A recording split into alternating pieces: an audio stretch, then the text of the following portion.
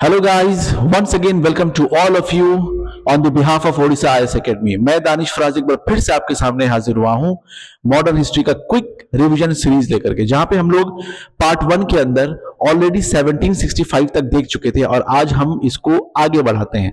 सबसे पहले मैं आपके लिए एक टाइमलाइन ड्रॉ करता हूं। वो टाइमलाइन क्या है बेसिकली कि हम लोग क्या क्या हल्का सा देख चुके हैं। जैसे जैसे हम लोग 1757 बैटल ऑफ प्लासी हम लोग देख चुके हैं, ठीक है। अच्छा, 1757 बैटल ऑफ प्लासी के बाद हम देखते हैं कि 1760 में हम मीर जाफर को जो है ना डिपोज कर देते हैं, मीर जाफर को डीथ्रोन कर देते हैं, डीथ्रोन कर देते हैं।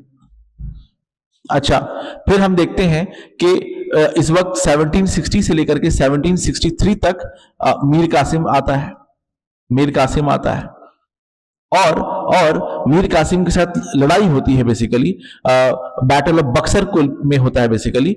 तो हम देखेंगे कि 1764 में बैटल ऑफ बक्सर भी होता हुआ दिखा है हम लोगों को। और ये सारी चीजें मैं ऑलरेडी पिछले लेक्चर में पढ़ा चुका हूं। पॉइंट क्या है यहाँ पे कि जो बैटल ऑफ बक्सर में लड़ाई हो रही है ना, किसके साथ लड़ाई हो रही है? मीर कासिम, मीर कासिम, शुजाउद्दौला, शुजाउद्दौला और Shah Alam to, Shah Alam to.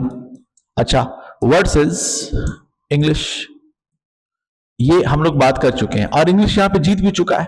Plus जीतने के बाद क्या होता है बेसिकली, ट्रीटी होती है। शुजाउद्दौला के साथ एक ट्रीटी ऑफ इलाहाबाद होता है, शुजाउद्दौला के साथ ट्रीटी ऑफ इलाहाबाद होता है, जिसको हम लोग कहते हैं first treaty of Allahabad, first treaty of Allahabad. अच्छा, उसके बाद शाह आलम टू के साथ ट्रीटी होता है जिसको कहते हैं second treaty of Allahabad, second treaty of Allahabad. और इस ट्रीटी में क्या होता है कि शुजाउद्दौला से ट्रीटी होता है कि बोला जाता है कि भाई मैं आपको अवध वापस दे रहा हूं, ठीक है, मैं आपको अवध वापस दे रहा हूं। क्योंकि शुजाउद्दौला कहां का होता है? ये अवध का होता है। मीर कासिम बंगाल का होता है, ठीक है, और ये तो भाई लेटर मुगल्स का एम्पायर ही है, ठीक है। तो हम देखेंगे कि अवध को बोला जाता है कि भाई आप जो है ना अवध आप वापस ले लो, रिस्टोर करते हैं आपको अवध, लेकिन उसके बदले में यू विल हैव टू पे सम अमाउंट ऑफ मनी, जो हमने डिस्कशन कर रखा है, और इलाहाबाद और कारा भी दे दो हमको साथ में, ठीक है। इलाहाबाद प्लस कारा दे दो। अब ये इलाहाबाद कारा जो है ना, सेकेंड ट्रीटी जब इलाहाबाद होता है तो शाह आलम टू को दे दिया जाता है और इसके बदले में इनको मिलता है दीवानी राइट्स, इसके बदले में इनको मिलता है दीवानी राइट्स। यहीं पे बात हमने खत्म किया था, ठीक है, दीवानी राइट्स। अच्छा, अब इस वक्त जो है ना रॉबर्ट क्लाइव भी मौजूद है, रॉबर्ट क्लाइव भी मौजूद है। अब रॉबर्ट क्लाइव क्या करता है ना, रॉबर्ट क्लाइव डुअल गवर्नमेंट का सिस्टम लेकर के आता है, डुअल गवर्नमेंट का सिस्टम लेकर के आता है। क्या है वो डुअल गवर्नमेंट का सिस्टम? वो डुअल गवर्नमेंट का सिस्टम है कि दीवानी, वो डुअल गवर्नमेंट का सिस्टम है दीवानी और निजामत, ठीक है। यहीं पे बात हम लोगों ने खत्म किया था बेसिकली कि दीवानी और निजामत। अब प्रॉब्लम क्या हो रहा है, ये डुअल गवर्नमेंट क्या है, डबल इंजन सरकार जो कहते हैं ना हम लोग, तो वो क्या है बेसिकली हम देखेंगे। दीवानी का मतलब होता है, दीवानी राइट्स का मतलब होता है right to collect revenue, right to collect revenue. अच्छा, और निजामत हम देखेंगे एडमिनिस्ट्रेशन चलाने की बात हो रही है, एडमिनिस्ट्रेशन। अब ये एडमिनिस्ट्रेशन कौन चलाएगा? ये चला रहा है नवाब, ये चला रहा है नवाब, ठीक है। पैसा किसके पास है? कलेक्ट कौन कर रहा है? ठीक है, ये चला रहा है इंग्लिश। और इंग्लिश ने अपॉइंट कर रखा है डिप्यूटी नवाब और डिप्यूटी दीवान अपॉइंट कर रखा है। एक का नाम है राजा सितब रॉय, राजा सितब रॉय, और एक का नाम है मोहम्मद रेजा खान, मोहम्मद रेजा खान, ठीक है। तो राजा सितब रॉय जो है बेसिकली बिहार में है और रेजा खान जो है बंगाल में है। ये कौन है? ये है डिप्यूटी दीवान एंड डिप्यूटी नवाब। अच्छा, जो नवाब अभी है वो उनके पास इतनी पावर नहीं है कि इन लोगों को हटा दे, ठीक है, तो कंप्लीट कंट्रोल ऑलरेडी यहां पे हो चुका है, कुछ ऐसी बातें हमने कर रखी है। अब ये वो पीरियड है जब वॉरेन हेस्टिंग्स भी आने वाला है। वॉरेन हेस्टिंग्स के आने के पहले कौन लोग यहां पे और मौजूद हैं, ये देख लेते हैं पहले इसको हम लोग, कौन लोग मौजूद हैं। हम देखेंगे कि 1757 से लेकर के 1760 तक रॉबर्ट क्लाइव का दौर रहता है, रॉबर्ट क्लाइव रहता है, ठीक है, रॉबर्ट क्लाइव रहता है। उसके बाद हम देखेंगे कि 1760 से लेकर के 1765 तक, 1760 से लेकर के 1765 तक, 1765 तक, यानी ये जो पीरियड है, दिस पीरियड, इसमें हम कहेंगे वेंसीटाट का वक्त रहता है, वेंसीटाट, ठीक है। अब ये भी आपको प्रीलिम्स के लिए जानना बहुत जरूरी है बेसिकली, ठीक है, वेंसीटाट। अच्छा, उसके बाद 65 से लेकर के 67 तक सेकेंड टर्म आता है रॉबर्ट क्लाइव का। 1765 से लेकर के 1767 तक फिर से रॉबर्ट क्लाइव आता है, फिर से रॉबर्ट क्लाइव आता है, ठीक है। अच्छा, अब इसके बाद 67 से लेकर के 69 तक हम देखेंगे कि एक बंदा आता है, उसको कहते हैं हम लोग वेरेल्स्ट। क्या कहते हैं हम लोग इसको? हैरी वेरेल्स्ट, हैरी वेरेल्स्ट, ठीक है। अच्छा, अब 69 के बाद जो कुछ टेन्योर होता है 1772 तक, वो आता है कार्टियर। 1769 से 62 तक, 1769 से 1772 तक यहां पे आता है कार्टियर, ठीक है, कार्टियर आता है। अब आपको ये चीज याद रखना है थोड़ा सा, ठीक है। अब 1772 के बाद जो है ना हमारा वॉरेन हेस्टिंग्स शुरू हो जाता है, वॉरेन हेस्टिंग्स शुरू हो जाता है। तो ये हल्का सा मैं प्रीलिम्स पॉइंट ऑफ व्यू से दे रहा हूं, जैसे कि जो लोग बीपीएससी की तैयारी कर रहे हैं, जो 71st बीपीएससी वाला, ठीक है, तो उनके लिए है, और अदर स्टेट पीसीएस के लिए भी ये सारा कुछ काम आता है। यूपीएससी में आपको ये पूछेगा नहीं, लेकिन एक क्विक रिवीजन के लिए मैं हल्का से एक आइडिया दिया हूं कि भाई ये रॉबर्ट क्लाइव है, ठीक है। जैसे कि वेंसीटाट के वक्त में जो है ना ये हो रहा है, ये चीज हो रहा है, देखने को मिलेगा आपको, ठीक है। अच्छा, प्लस देखिएगा हैरी वेरेल्स्ट भी आ रहा है बीच में, फिर कार्टियर भी आ रहा है, कार्टियर के बाद जो है वॉरेन हेस्टिंग्स आ रहा है। तो अब आप समझिएगा कि ये दीवानी और निजामत को चक्कर है ना डुअल गवर्नमेंट का, क्या ये सक्सेसफुल हुआ है या नहीं हुआ है? तो हम देखेंगे ये कंप्लीटली फेलियर हो रहा है, ये कंप्लीटली फेलियर हो रहा है। कैसे ये डुअल गवर्नमेंट का क्या स्टेटस है, डुअल गवर्नमेंट का क्या स्टेटस है, हम देखेंगे। फेलियर का रीजन क्या है? Lack of accountability, lack of accountability, ठीक है। कोई अकाउंटेबल नहीं है, ठीक है, बस राइट टू कलेक्ट रेवेन्यू है। अगर कुछ कंप्लेन मैकेनिज्म कुछ अगर होता कि ग्रीवांस रिड्रेसल मैकेनिज्म होता तो समझ में आता है कि इंग्लिश सुना करते थे, लेकिन ऐसा कोई ग्रीवांस रिड्रेसल मैकेनिज्म वगैरह बिल्कुल भी नहीं था। तो अकाउंटेबिलिटी ये लोग था ही नहीं बेसिकली। प्लस एडमिनिस्ट्रेटिव ब्रेकडाउन हो गया, यहां पे एडमिनिस्ट्रेटिव ब्रेकडाउन देखने को मिल रहा है। क्यों देखने को मिल रहा है? आप इमेजिन करें कि पैसा है किसके पास? इंग्लिश के पास। दीवानी किसके पास है? इंग्लिश के पास। एडमिनिस्ट्रेशन चलाने बोल रहा है नवाब को, एडमिनिस्ट्रेशन चलाने बोल रहा है नवाब को। यहां पे एडमिनिस्ट्रेशन मैं लिख रहा हूं, याद रखिए ये डी जो है ना ये दीवानी है, मतलब राइट टू कलेक्ट रेवेन्यू, ठीक है। अब कोई काम क्यों करेगा जब तक उसको कुछ प्रॉफिट ना हो? नवाब के पास जब राइट टू कलेक्ट रेवेन्यू था, जब दीवान वो रेवेन्यू कलेक्ट किया करता था, तब उसके पास पैसा रहता था, प्रॉफिट रहता था। तो बेसिकली ये क्या है ना कि ये नवाब सोच रहा है कि भाई हम क्यों ही पैसा उठाएं, ठीक है। तो अब एडमिनिस्ट्रेटिव ब्रेकडाउन ऐसा हो गया कि ये भी इग्नोर कर रहा है, ये भी इग्नोर कर रहा है, मतलब completely ignore the welfare of the people, ठीक है। तो हम कह सकते हैं इस एडमिनिस्ट्रेटिव ब्रेकडाउन की वजह से completely ignore the welfare of the people, completely ignore the welfare of the people, ठीक है। वेलफेयर पूरा कंप्लीटली इग्नोर कर दिया हम लोग, ठीक है। प्लस जो पैसा दीवानी राइट्स आ रहा है, एक्सप्लॉइटेशन प्लस करप्शंस भर भर के हो रहा है, यहां पे भर भर के हो रहा है, ठीक है। अब इंडिया की हालत जो है ना एकदम खराब हो चुकी है, कोई वेलफेयर मेजर्स नहीं है, साथ ही साथ फेमाइन भी आ चुका है। फेमाइन आ गया है 1770 में, और ये फेमाइन ऐसा है कि one third of the population जो है वो साफ हो चुके हैं। 1/3 ऑफ द पॉपुलेशन जो है डेथ कर चुके हैं, ये फेमाइन्स का है, ठीक है। तो basically 1/3 of the population died, याद रखिएगा, ठीक है। यूपीएससी मेंस में क्वेश्चन ऐसा पूछ चुका है कि ये फेमाइन क्यों ही आया है बेसिकली, ठीक है। तो उसको हम लोग कभी और एनालिटिकल एंगल से बात करेंगे।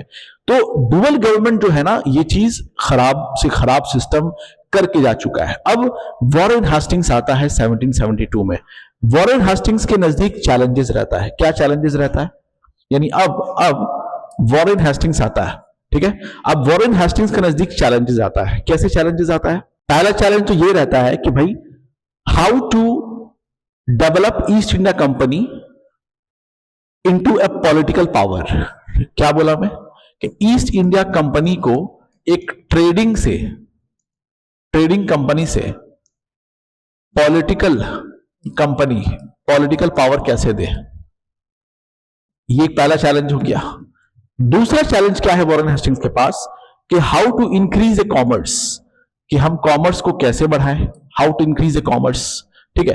तीसरा चैलेंज है इसके पास कि how to provide a workable administration, how to provide a workable administration.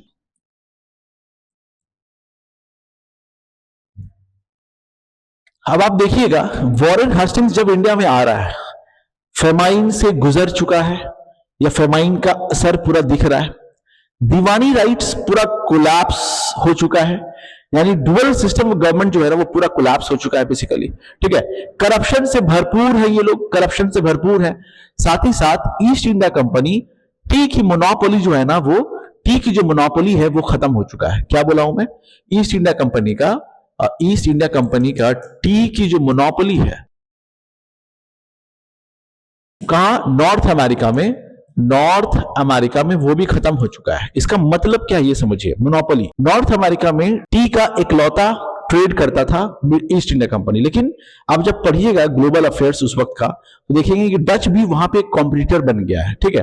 और मोनोपोली लूज कर चुका है बहुत सारे ग्लोबल प्रेशर की वजह से। तो अब इंडिया पे ध्यान देना था, इंडिया पे ये इकलौता मोनोपोली ट्रेड यहां पे चल रहा था बेसिकली। ईस्ट इंडिया कंपनी जो लंदन में वहां पे हम लोग को देख रही है ना, तो उनके लिए अब ये बहुत चैलेंजेस था। तो वॉरेन हेस्टिंग्स को ये लोग बैठाते हैं कि आइए आप यहां पे काम कीजिए। तो वॉरेन हेस्टिंग्स आकर के बहुत सारा रिफॉर्म्स कर रहा है। क्या क्या रिफॉर्म्स कर रहा है उस चीज को हम लोग समझेंगे। क्या रिफॉर्म्स कर रहा है वॉरेन हेस्टिंग्स का? Reforms, this is Warren Hastings. ये रिफॉर्म्स क्या कर रहा है? अब इनका रिफॉर्म्स होगा administrative reforms,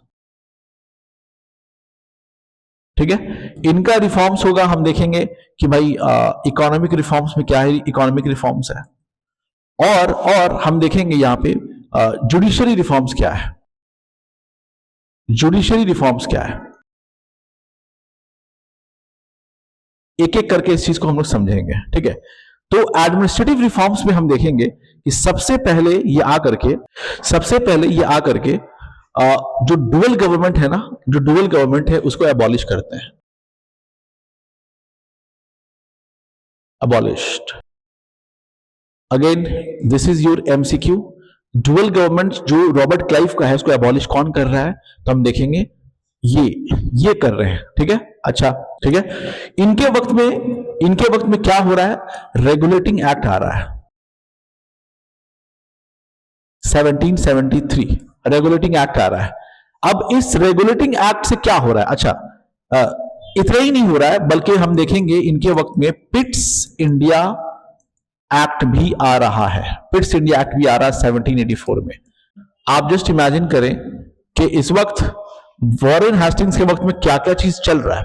regulating act 1773, Pitt's India act 1784, ठीक है। तो पहले समझते हैं कि रेगुलेटिंग एक्ट में क्या हो रहा है। रेगुलेटिंग एक्ट में फर्स्ट टाइम जो है ना, Britishers try to control the East India Company indirectly. This is also one of the MCQ. क्या बोल रहा हूं मैं? East India Company first time try to control the affairs of East India Company indirectly. ये affairs को control करना चाह रहे हैं। किस तरीके से कंट्रोल करेंगे हम देखेंगे कि अभी जो है ना, जो पोस्ट था गवर्नर ऑफ बंगाल, इस पोस्ट को एलिवेट कर दिया गया है। यानी पोजीशंस को बढ़ा दिया गया है। ये पोजीशन को बढ़ा करके क्या बना, गवर्नर जनरल ऑफ बंगाल। ठीक है, यानी अब जब वॉरेन हेस्टिंग्स बन रहे हैं ना, वॉरेन हेस्टिंग्स, ये थ्रू रेगुलेटिंग एक्ट 1773 से ये अब गवर्नर जनरल ऑफ बंगाल बनते हैं। अब ये दिस इज और एमसीक्यू, लेकिन फर्क क्या है गवर्नर ऑफ बंगाल और इसमें, हम देखेंगे कि ये जो गवर्नर जनरल ऑफ बंगाल है ना, इसके अंदर governor of Bengal, governor of Bombay, governor of Madras भी आ जाते हैं। यानी ये सबऑर्डिनेट है, ये क्या है, इसके सबऑर्डिनेट है। ठीक है, सबऑर्डिनेट है। अच्छा, ये पहली चीज हो गई। तो ये फर्क है, गवर्नर ऑफ बंगाल अलग एडमिनिस्ट्रेशन देखा करता था, गवर्नर ऑफ बॉम्बे अलग एडमिनिस्ट्रेशन देखा करता था, गवर्नर ऑफ मद्रास अलग एडमिनिस्ट्रेशन देखा करता था। तो एक बना दिया गया गवर्नर जनरल ऑफ बंगाल, और गवर्नर जनरल ऑफ बंगाल के अंदर में रखा गया है आपको governor of Bombay, governor of Madras. यानी इनका डायमेंशन और जुरिस्डिक्शन थोड़ा सा बड़ा हो गया। पहली चीज तो ये हो गई आपको। ठीक है, अच्छा, इसके अलावा एक सेटअप किया गया, बेसिकली वो सेटअप था कोर्ट ऑफ डायरेक्टर का। क्या सेटअप किया गया इस वक्त एक सेटअप किया गया। Second point is your court of director. ठीक है, court of director will be taking care of the commercial affairs. ठीक है, क्या सेटअप किया गया, basically court of director will be taking care of commercial affairs. ये किससे हो रहा है, रेगुलेटिंग एक्ट से हो रहा है। अच्छा, अब ये कोर्ट ऑफ डायरेक्टर मतलब कौन है ये कोर्ट ऑफ डायरेक्टर, हम देखेंगे कि ईस्ट इंडिया कंपनी है, इसको अब मैं यहां पे लिखता हूं बेसिकली। ईस्ट इंडिया कंपनी के कौन है, let's say this is east India company, और इसके हैं शेयर होल्डर्स, ठीक है। अच्छा, अब a group of share holders, a collective group of share holders, उसको कहेंगे हम लोग कोर्ट ऑफ प्रोप्राइटर्स, ठीक है। कौन है ये लोग a group of share holders है। ठीक है, अच्छा, अब ये कोर्ट ऑफ प्रोप्राइटर्स डिसाइड करेंगे कि भाई कौन बनेगा कोर्ट ऑफ डायरेक्टर, अब ये कोर्ट ऑफ डायरेक्टर जो है बहुत इंपॉर्टेंट है। This is the governing body of East India company, ठीक है, किसका है, ईस्ट इंडिया कंपनी का। अब ये कोर्ट ऑफ कितने होते थे, 24 मेंबर्स हुआ करते थे। Again this is your MCQ, 24 members हो रहे हैं। ठीक है, अच्छा, उसके बाद हम देखेंगे कि कमिटीज बनाई जाती थी डे टू डे के लिए, कमिटीज बनाई जाती थी for day to day functions, plus हम देखेंगे उसके नीचे हुआ करते थे गवर्नर जनरल ऑफ बंगाल। कौन हो रहे इसके नीचे, गवर्नर होते थे, गवर्नर जनरल ऑफ बंगाल। ठीक है, तो आप समझ लीजिए कि governing body is court of director with consist of 24 members and governor general of Bengal जो वॉरेन हेस्टिंग्स है। ठीक है, अब गवर्नर जनरल ऑफ बंगाल क्या अकेले हुआ करते थे, तो हम बोलेंगे नहीं, बिल्कुल भी नहीं। गवर्नर जनरल के साथ 1+4 यहां पे एक लोग हुआ करते थे। ठीक है, अब ये 1+4 कौन है, उनका नाम है जॉन क्लेवरिंग, ठीक है। अच्छा, और कौन है, जॉर्ज मॉनसून, रिचार्ड बोरविल, और एक नाम है जिनका नाम है फिलिप फ्रांसिस, ठीक है। अच्छा, अब आप समझिए इस चीज को कि रेगुलेटिंग एक्ट के थ्रू जो है ना गवर्नर जनरल बनते हैं और उनके साथ 4 और मेंबर बनते हैं। इसको हम लोग कहते हैं गवर्नर जनरल इन काउंसिल्स, इसको हम लोग कहते हैं combination of these 1+4 is known as governor general in council. अब ये बहुत इंपॉर्टेंट है, ठीक है। गवर्नर जनरल इन काउंसिल यहां पे आपको बनता हुआ दिखेगा, ठीक है। तो आपको क्या चेंजेस देखने को मिल रहा है रेगुलेटिंग एक्ट से कि भैया अब गवर्निंग बॉडी है इसकी कोर्ट ऑफ डायरेक्टर्स है, यहां पे कोर्ट ऑफ डायरेक्टर्स है, ठीक है। और गवर्नर जनरल इन काउंसिल है, यानी 1+4 आपको देखने को मिलेगा इसमें रेगुलेटिंग एक्ट 1773 के अंदर। अच्छा, उसके बाद हम देखेंगे सुप्रीम कोर्ट एक स्टैब्लिश किया गया है इसी एडमिनिस्ट्रेशन में। रेगुलेटिंग एक्ट के थ्रू हम देखेंगे सुप्रीम कोर्ट स्टैब्लिश किया गया है। ठीक है, मैं कलर कोड चेंज कर देता हूं। सुप्रीम कोर्ट स्टैब्लिश किया गया है कहां कहां? कैलकाटा में। कहां? कैलकाटा में। अच्छा, अब ये सुप्रीम कोर्ट जो है ना 1774 में बनता है। ठीक है, आप नोट करते जाइएगा बेसिकली। ठीक है, 1774 में बनता है। और इसके जो पहले जो चीफ जस्टिस ऑफ इंडिया होते हैं ना, बेसिकली ब्रिटिश के वक्त में, क्या ही इंडिया बोलूं उस वक्त में। ठीक है, तो हम देखेंगे कि Elijah Impey was the first CJI on that point of time during the period of Britishers. ठीक है, यहां पे कौन है? Elijah Impey. ठीक है, ये पहले बनते हैं। सेकंड जज जो बनते हैं ना, वो बनते हैं रॉबर्ट चेम्बर्स। ठीक है, सेकंड जज बनते हैं, वो बनते हैं रॉबर्ट चेम्बर्स। मैं यहां पे लिख देता हूं रॉबर्ट चेम्बर्स, चेम्बर। ठीक है, तो आप याद रखिएगा रेगुलेटिंग एक्ट से एक तो गवर्नर ऑफ बंगाल से गवर्नर जनरल ऑफ बंगाल बन रहा है, सुप्रीम कोर्ट बन रहा है, गवर्नर जनरल के साथ काउंसिल बन रहा है, गवर्नर जनरल काउंसिल, प्लस उसके साथ जो है हम देखेंगे एक कोर्ट ऑफ डायरेक्टर भी बन रहा है जो गवर्निंग बॉडी है ईस्ट इंडिया कंपनी में। अच्छा, ये कोर्ट ऑफ डायरेक्टर कहां? इंडिया के अंदर है? नहीं, ये कोर्ट ऑफ डायरेक्टर आपको लंदन में बैठे हुए हैं, वो लंदन में बैठे हुए हैं। ठीक है, चलिए अब ये कुछ एडमिनिस्ट्रेशन वाली पार्ट है। तो रेगुलेटिंग एक्ट 1773 में ये चीजें बात चल रही हैं। इसके अलावा हम देखेंगे कि बैटल ऑफ प्लासी से लेकर के जो रॉबर्ट क्लाइव की लूट पाट मची थी, ठीक है, गिफ्ट वगैरह सब बहुत लिया करता था, रिश्वत बहुत लिया करता था। इस रेगुलेटिंग एक्ट में साफ साफ मना कर दिया कि भाई किसी तरीके का ब्राइब्स और गिफ्ट्स या presents you can not take, आपको नहीं लेना है। ठीक है, तो इसमें हम देखेंगे कि गिफ्ट्स और ब्राइब्स ईस्ट इंडिया कंपनी के लिए तो एकदम खास तौर से साफ साफ मना कर दिया गया, साफ साफ मना कर दिया गया है। ठीक है, अपार्ट फ्रॉम दिस हम ये भी याद रखेंगे कि इस वक्त जो है ना कंपनी का जो this act limited company dividends, company का जो डिविडेंड था ना, जो डिविडेंड बांटा जाता है बेसिकली कंपनी डिविडेंड, इसको भी लिमिटेड कर दिया गया, इसको भी लिमिटेड कर दिया गया। और कितना किया? बेसिकली बोला कि भाई 6% कर दिया, अप टू 6%। क्या बोल रहा हूं मैं? कंपनी का जो डिविडेंड है ना, वो क्या कर दिया गया? ये 6% कर दिया गया। और कब तक? जब तक कि आप 1.5 बिलियन पाउंड लोन चुकाइएगा नहीं, तब तक आपको डिविडेंड ज्यादा नहीं दिया जाएगा।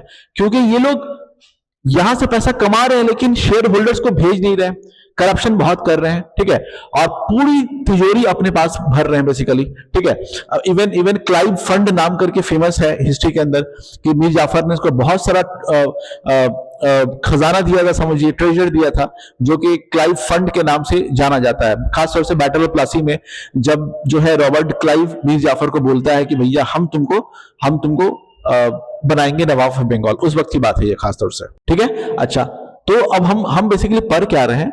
वॉरेन हेस्टिंग्स का एडमिनिस्ट्रेशन पढ़ रहे हैं। ठीक है, तो एडमिनिस्ट्रेशन में हम लोग देखें कि भाई रेगुलेटिंग एक्ट है, मैं इसको फ्रेश कर देता हूं।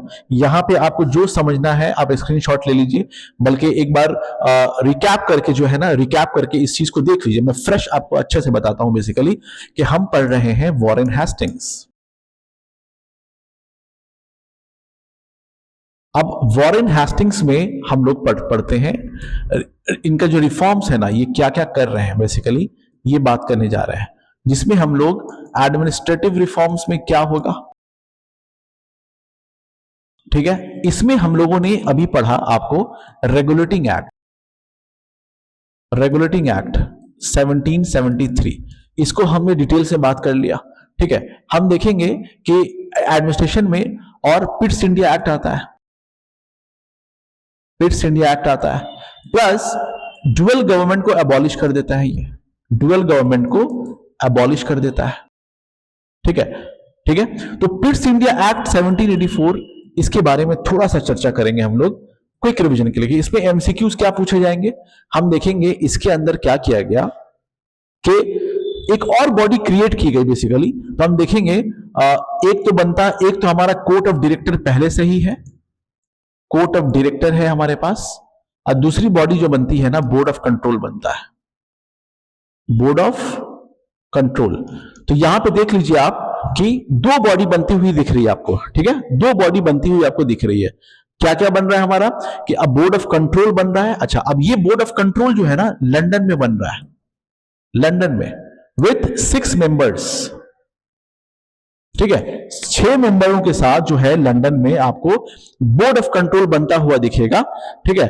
और कोर्ट ऑफ डायरेक्टर जो है आपको ये भी लंदन में, ये 24 वाला 24 मेंबर्स इसको पता ही है, तो इनका काम क्या रहेगा, ये देखिएगा कमर्शियल अफेयर्स, कमर्शियल अफेयर्स। अच्छा, ये देखिएगा board of control political affairs, political affairs. ये बहुत इंपॉर्टेंट एमसीक्यू है जो आपको बेसिकली याद रखना पड़ेगा, ठीक है। तो आप समझ लिए this act provided for a joint government, ठीक है, एक तरीके का जॉइंट गवर्नमेंट टाइप से आपको यहां पे देखने को मिल रहा है आपको, ठीक है, जहां पे कमर्शियल अफेयर्स को पॉलिटिकल अफेयर्स से पूरी तरीके से अलग कर दिया गया है बेसिकली, ठीक है, अलग कर दिया गया है। तो ये एमसीक्यू है एक तरीके का, और ये आपको याद रखना पड़ेगा। जो यहां पे 1+4 था, इसको जो है यहां पे 1+3 कर दिया गया है, यहां पे कुछ रिड्यूस किया गया बेसिकली, ठीक है, 1+3 कर दिया गया है। और साथ ही साथ जो है हम देखेंगे ये जो गवर्निंग काउंसिल्स है, इसमें जो गवर्नर जनरल ऑफ बंगाल है उनके पास वीटो पावर है, उनके पास क्या है, वीटो पावर है बेसिकली, उनके पास वीटो पावर आपको देखने को मिलेगा, ठीक है।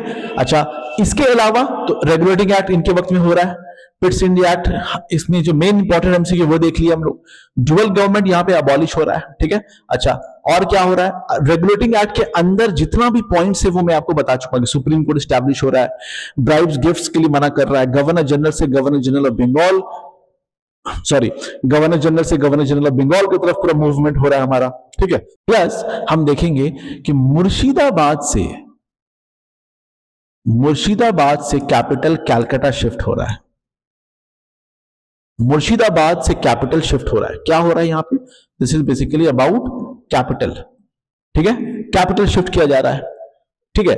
और सिर्फ कैपिटल ही नहीं, मुर्शिदाबाद से पूरा ट्रेजरी भी शिफ्ट हो रहा है, जो मैं आपको रेवेन्यू रिफॉर्म्स में लिखाऊंगा। प्लस वॉरेन हेस्टिंग्स का एक और है policy of ring of fence, policy of ring of fence. अब ये क्या है, what is policy of ring of fence? Policy of ring of fence क्या है, protecting their neighbours, protecting their neighbours,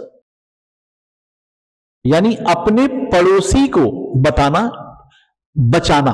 अपने पड़ोसी को बचाना, यानी एक बफर जोन क्रिएट करेंगे। क्या क्या क्या क्रिएट कर रहे हैं, एक बफर जोन, ठीक है। यानी अगर वॉरेन हेस्टिंग्स इस तरफ है तो इसके साथ में जो भी लोग हैं या साथ में जो भी है ना, इसको प्रोटेक्ट करेंगे, इसको बचाएंगे अपनी आर्मी दे करके, इससे ट्रीटी साइन करवाएंगे और अपनी आर्मी दे करके जो है ना, ठीक है, इसको बचाएंगे बेसिकली। क्यों? In order to protect their own lands, ठीक है, प्रोटेक्टिंग देयर नेबर्स। क्यों? In order to protect their own land. तो ये बात ध्यान में रखिएगा, फिर से मैं रिपीट कर रहा हूं, what is policy of ring of fence? Policy क्या है ये कि प्रोटेक्टिंग देयर नेबर्स, अपने नेबर्स को प्रोटेक्ट करना, in order to protect their own land, ठीक है, इसको बोलते हैं policy of ring of fence. तो policy of ring of fence जो है ना, again this is your MCQ, ये वॉरेन हेस्टिंग्स का लाया हुआ है, ठीक है, वॉरेन हेस्टिंग्स का लाया हुआ है, ठीक है। चलिए अब हम इस चीज को आगे बढ़ते हैं। अब इसको डिटेल्स में भी एनालाइज करेंगे ना तो फिर लंबा क्लासेस हो जाएगा, इसलिए मैं इसको शॉर्ट में समझा दिया हूं आपको। आप समझिए ना कि मराठास वगैरह भी लड़ाई कर रहे हैं, ठीक है, तो अपने जो पास में जो लोग हैं ना, उनको क्या कर रहे हैं कि भाई अपने कब्जे में कर रहे हैं, basically ring of fence policy के थ्रू एक बफर जोन क्रिएट कर रहे हैं, ताकि बाहर का जो और एक्सपेंशन कोई करने के लिए कोशिश करे ना तो इसको ये एब्जॉर्ब कर ले, बस। इससे ज्यादा आपको नहीं बताऊंगा मैं, ठीक है, और इससे ज्यादा पढ़ने की जरूरत भी नहीं है। नाउ अब हम इसका रेवेन्यू रिफॉर्म्स पढ़ते हैं, थोड़ा सा रेवेन्यू रिफॉर्म्स पढ़ते हैं। रेवेन्यू रिफॉर्म्स में हम देखेंगे कि बहुत सारी चीजें इन्होंने की है, जैसे हर एक डिस्ट्रिक्ट में इन्होंने कलेक्टर असाइन किया है, क्या बोला मैं, रेवेन्यू रिफॉर्म में क्या बोला हूं मैं, each डिस्ट्रिक्ट कलेक्टर, हर डिस्ट्रिक्ट में एक कलेक्टर इन्होंने असाइन कर रखा है, ठीक है। यानी company assumed control of revenue collection, revenue collection को कंट्रोल करने के लिए जो है हर जगह इंग्लिश कलेक्टर बैठा रखा है, और साथ ही साथ प्लस प्लस अकाउंटेंट जनरल, ये एक एमसीक्यू हो गया वॉरेन हेस्टिंग्स के अंदर में, ठीक है। अच्छा, अब क्या होगा, जो ट्रेजरी है ना, जैसे कैपिटल शिफ्ट हो रहा है मुर्शिदाबाद टू कैलकाटा, ठीक उसी तरह से ट्रेजरी भी शिफ्ट हो रहा है, treasury shift from Murshidabad to Calcutta, ठीक है। Treasury shift from Murshidabad to Calcutta, ये आपको याद रखना है। प्लस ये कैलकाटा में बोर्ड ऑफ रेवेन्यू स्टैब्लिश करते हैं, कैलकाटा में बोर्ड ऑफ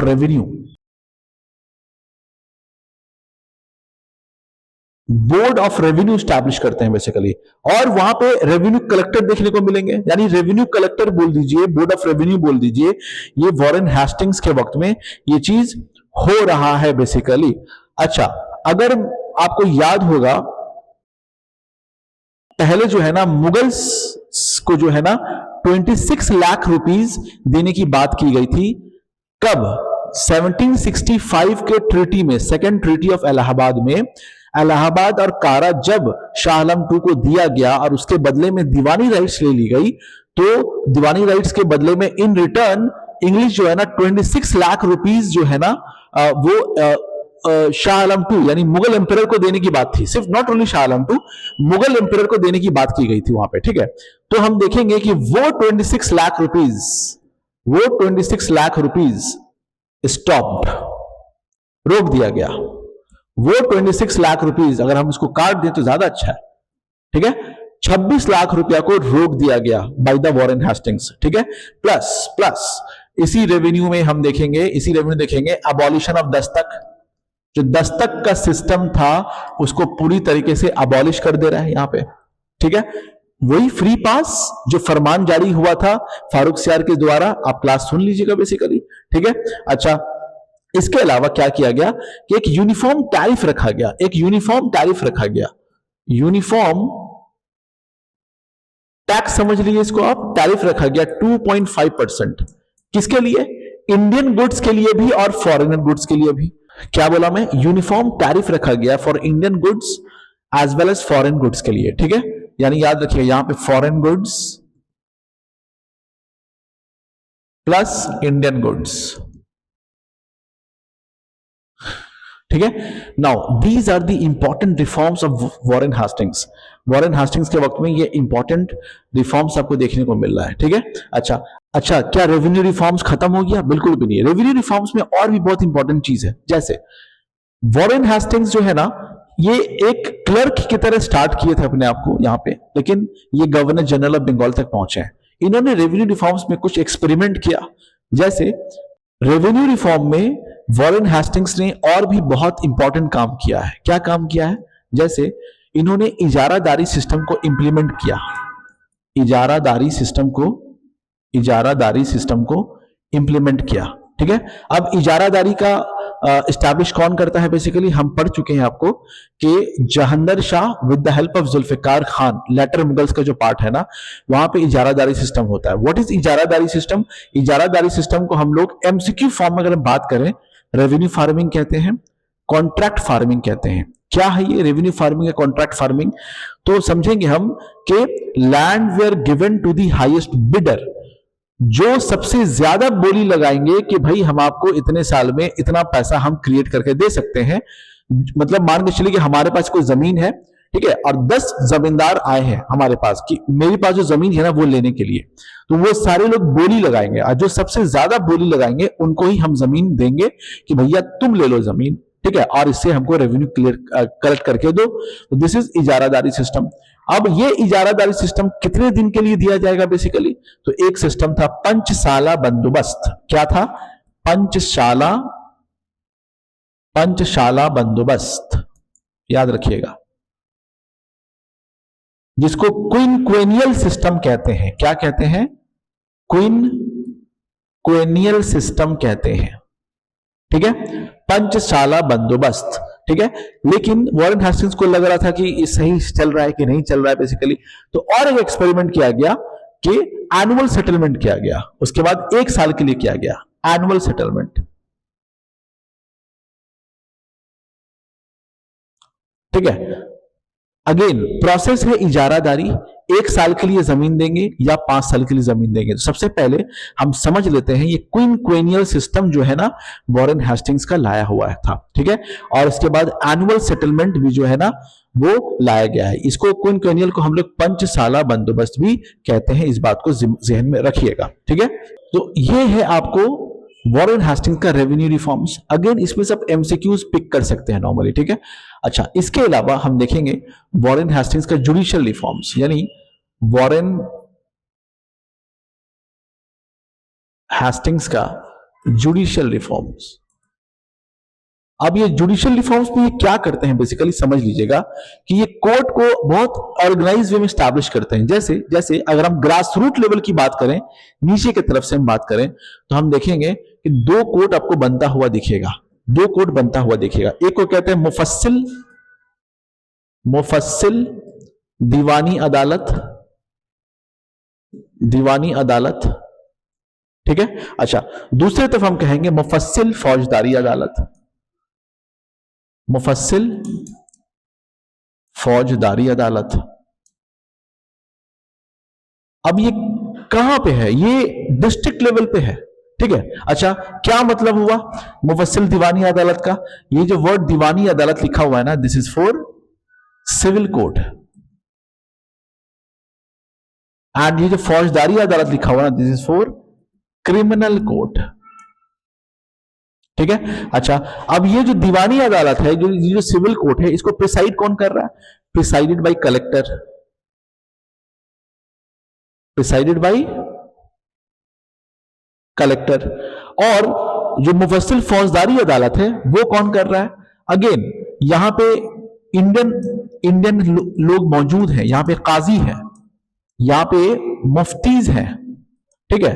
अगेन अगेन यहां पे मतलब हिंदू के लिए हिंदू लॉ यूज हो रहा है, ठीक है, हिंदूज के लिए हिंदू लॉ यूज हो रहा है, और मुस्लिम्स के लिए मुस्लिम्स लॉ यूज हो रहा है, ठीक है। तो इंडियंस यहां पे मौजूद है, again in the presence of collector, presence of collector भी यहां पे आपको देखने को मिलेंगे, ठीक है। तो हम देखेंगे कि भाई डिस्ट्रिक्ट लेवल पे जो दीवानी अदालत है ना, जो सिविल डिस्प्यूट्स देख रहे हैं, this is preside by collector, और यहां पे हम देखेंगे कि काजी मुफ्तीज, या हम इसको इनको कुछ ऐसा कह दें, हिंदूज के लिए हिंदूज लॉ की तरफ यूज हो रहा है, मुस्लिम्स के लिए मुस्लिम लॉ की तरफ यूज हो रहा है यहां पे, ठीक है। अच्छा, प्लस प्लस फौजदारी याद रखिएगा, ये क्रिमिनल कोर्ट के लिए नॉर्मली यहां पे आता है। ये नीचे लेवल की बात हो रही है यहां पे, ठीक है। अब हम जब इससे आगे बढ़ेंगे, इससे जब हम आगे बढ़ेंगे तो हम देखेंगे कि और क्या बनता है हमारा। हम देखेंगे सदर दीवानी अदालत,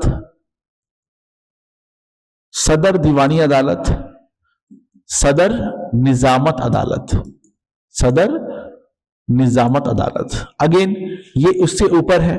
अगर अगेन सदर दीवानी अदालत जो है ना, this is your civil court, this is your civil court, and this is for criminal court, ठीक है। तो ये डिस्ट्रिक्ट लेवल पे, इसको हम डिस्ट्रिक्ट भी बोलते हैं, डिस्ट्रिक्ट दीवानी अदालत, डिस्ट्रिक्ट फौजदारी अदालत, तो ये भी हमको याद रखना पड़ेगा। और ये जो सदर दीवानी अदालत है, इसको कौन देख रहा है basically? Governor general in council. ये कैलकाटा में है, ये कैलकाटा में है, presided bye governor general in council. और ये कहां है? ये मुर्शिदाबाद में है, ये मुर्शिदाबाद में आपको देखने को मिलेगा, ये मुर्शिदाबाद में है। तो ये चीज याद रखिएगा। और इसमें है कौन? Nominee of the nawab, nominee of the nawab, ठीक है। तो नवाब की जो नॉमिनी होंगे ना, वो यहां पे आपको डील करेंगे इस चीज को, ठीक है। प्लस यहां पे भी अगेन इंडियन चीफ काजीज होंगे, हिंदूज की तरफ से कुछ पंडित्स होंगे, ठीक है। हिंदू लॉ को हिंदूज को जो है वो हिंदू लॉ से डील किया जाएगा, मुस्लिम्स को जो है वो मुस्लिम्स लॉ से डील किया जाएगा। इसी तरीके से मामला यहां पे पूरा का पूरा चला जा रहा है। प्लस इसके ऊपर जब हम जाएंगे तो हम देखेंगे कि हम लोग पहुंच जाएंगे सुप्रीम कोर्ट एट कैलकाटा।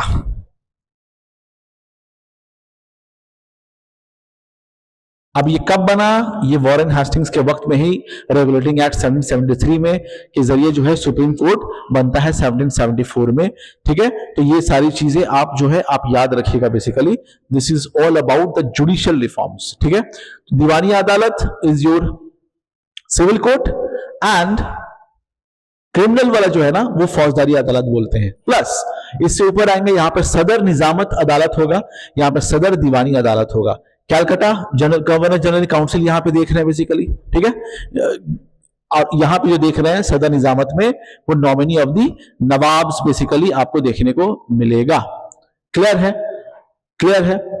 अब जुडिशरी रिफॉर्म्स भी हम लोगों ने देख लिया, तो हम कह सकते हैं कि हम लोग वॉरेन हेस्टिंग्स का एडमिनिस्ट्रेशन पार्ट, वॉरेन हेस्टिंग्स का रेवेन्यू पार्ट, वॉरेन हेस्टिंग्स का जुडिशियल पार्ट्स भी हम लोग देख चुके हैं। अब हम लोग वॉरेन हेस्टिंग्स के वक्त में socio cultural aspects, Warren Hastings के वक्त में सोशो कल्चरल एस्पेक्ट्स कुछ देखेंगे कि इनके वक्त में सोशो कल्चरल एस्पेक्ट्स क्या क्या ही हो रहा है। तो ये बड़ा अच्छा है इसमें कि हम देखेंगे कि बहुत कुछ डेवलपमेंट हो रहा है इनके वक्त में। क्या क्या डेवलपमेंट हो रहा है? एक बंदा है चार्ल्स विल्किंस। ठीक है, चार्ल्स विल्किंस, जिसको कैक्सटन ऑफ इंडिया कहा जाता है। कैक्सटन ऑफ इंडिया कहा जाता है। अब कैक्सटन जो है ना एक प्रिंटिंग प्रेस से जुड़ा हुआ है, जो इंग्लैंड में शायद फर्स्ट टाइम जो है ना कैक्सटन प्रिंटर से बुक पब्लिश हुआ था। तो अगेन कैक्सटन ऑफ इंडिया कहा जाता है कि यहां पे इन्होंने बहुत सारा काम किया है। ठीक है, ये देवानागरी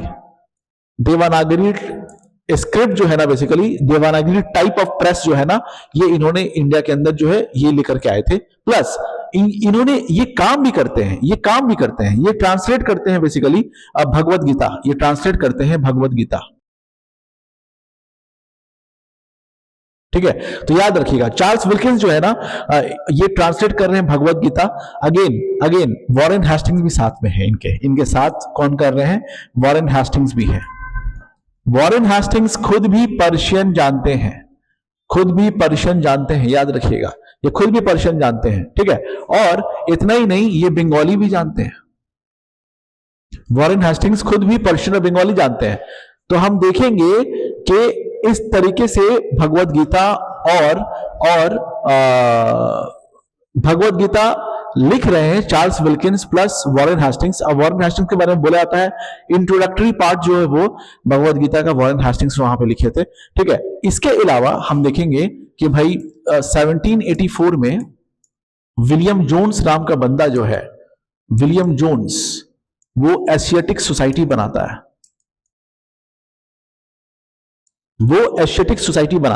ठीक है, अब ये एशियाटिक सोसाइटी क्यों बनाएगा? Again to study Indian culture and literature. क्यों बनाएगा? To study Indian culture and literature. ठीक है, चलिए इसके अलावा और क्या ही पढ़ सकते हैं हम लोग बेसिकली। इसके अलावा देखेंगे विलियम जोन्स जो है ना, खुद विलियम जोन्स अभिज्ञान शकुंतलम का ट्रांसलेशन कर रहा है।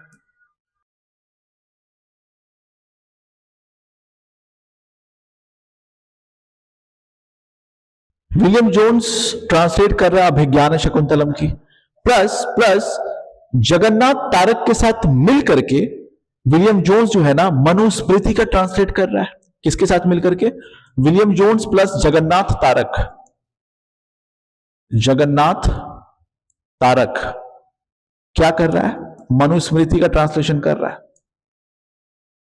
तो विलियम जोन्स अपने आप में जो है ना एक सोशो कल्चरल एस्पेक्ट्स बहुत दे के गया है इंडिया के अंदर, खासतौर से एशियाटिक सोसाइटी। अगेन एक तरीके का इंडोलॉजिस्ट बोल सकते हैं इनको हम लोग। ठीक है, अच्छा इसके अलावा हम देखेंगे जो गीता गोविंद जो जयदेव जी ने लिखा था, Gita Govind written by Jayadev, this also translated by, ठीक है, विलियम जोन्स, ये भी जो है ना विलियम जोन्स ने ट्रांसलेशन किया है, ये भी विलियम जोन्स ने ट्रांसलेशन किया है। आप कॉपी में बस पॉइंटर पॉइंटर करते जाइए, आपको ये सारा फैक्ट्स आपको देखने को मिलेगा, ठीक है। प्लस प्लस हम देखेंगे कि हैलहेड नाम का एक बंदा है ना, ये डाइजेस्ट ऑफ हिंदू लॉज, हैलहेड, हैलहेड नाम का एक बंदा है, ये डाइजेस्ट ऑफ हिंदू लॉज,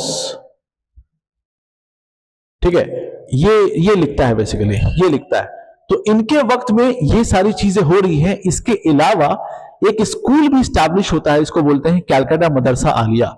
एक स्कूल भी स्टैब्लिश होता है 1781 में, दिया हुआ है बेसिकली, लेकिन ओरिजिनल स्कूल जो है ना वहां पे 1780 लिखा हुआ है। तो फिलहाल एमसीक्यू के लिए 1781 हम इसको पॉइंट आउट करते हैं, और इसका नाम है कैलकाटा मदरसा आलिया, ठीक है। तो 1781 में Calcutta Madrasa Aliya again establish by Warren Hastings, Warren Hastings ने इसको स्टैब्लिश किया है। तो this is all about the Warren Hastings, ये रिफॉर्म्स करने की कोशिश कर रहा है इस वक्त, ठीक है। अब वॉरेन हेस्टिंग्स के बाद हम देखेंगे खास तौर से कौन आते हैं, इसके बाद जो इंपॉर्टेंट है हम देखेंगे कॉर्नवालिस आएंगे बेसिकली, ठीक है। इंपॉर्टेंट की मैं बात कर रहा हूं, मैं लाइन से नहीं बात कर रहा हूं, ठीक है। तो this is all about Warren Hastings. तो वॉरेन हेस्टिंग्स का याद रखिएगा। अच्छा, प्लस इनके वक्त में ना इनको इंपीचमेंट किया गया, ये याद रखिएगा, इनको इंपीचमेंट किया जा रहा है, ठीक है। इंपीचमेंट किस बात के लिए? एक रोहिला वॉर हो रहा है बेसिकली, आपको पूरे वॉर के बारे में जानने की जरूरत नहीं है। रोहिला वॉर में इनके ऊपर कुछ चार्जेस लगे हैं, ठीक है, जिनके वजह से इनको निकाला जा रहा है। तो वॉरेन हेस्टिंग्स को इंपीचमेंट भी चल रहा है, प्लस एक नंद कुमार का ट्रायल इनके वक्त में हो रहा है। तो ये कुछ चीज इंपॉर्टेंट अलग से ही याद रख लीजिएगा। नंद कुमार ट्रायल इनके वक्त में हो रहा है, इनका इंपीचमेंट हो रहा है। तो ये सब कुछ बातें हैं वॉरेन हेस्टिंग्स के वक्त में जो इस वक्त कर रहे हैं ये, ठीक है। और अच्छे काम भी कुछ किए, जैसे कि एजुकेशन सिस्टम को स्टैब्लिश कर रहे हैं। अगेन इंटेंशन कुछ और है, लेकिन हम कहते हैं ना ब्लेसिंग इन डिस्गाइज जो है वो कुछ और होके निकलता हुआ जा रहा है इंग्लिश, ठीक है। लेकिन पूरे इकोनॉमिक को बर्बाद करने वाला भी इंग्लिश ही था, ठीक है। अब हम देखेंगे पैरेलली कॉर्नवालिस को, ठीक है।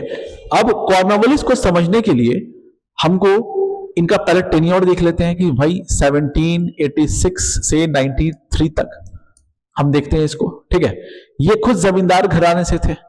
अब इनका भी रिफॉर्म है, इनका जो बोला जाता है ना कॉर्नवालिस कोड, कॉर्नवालिस कोड के नाम से ये चीज मशहूर है। अब इनका जो है जुडिशियल रिफॉर्म्स, इनका जो है एडमिनिस्ट्रेटिव रिफॉर्म्स, इनका जो है रेवेन्यू रिफॉर्म्स, ये कुछ बातें हम लोगों को इनकी पढ़नी है, ठीक है।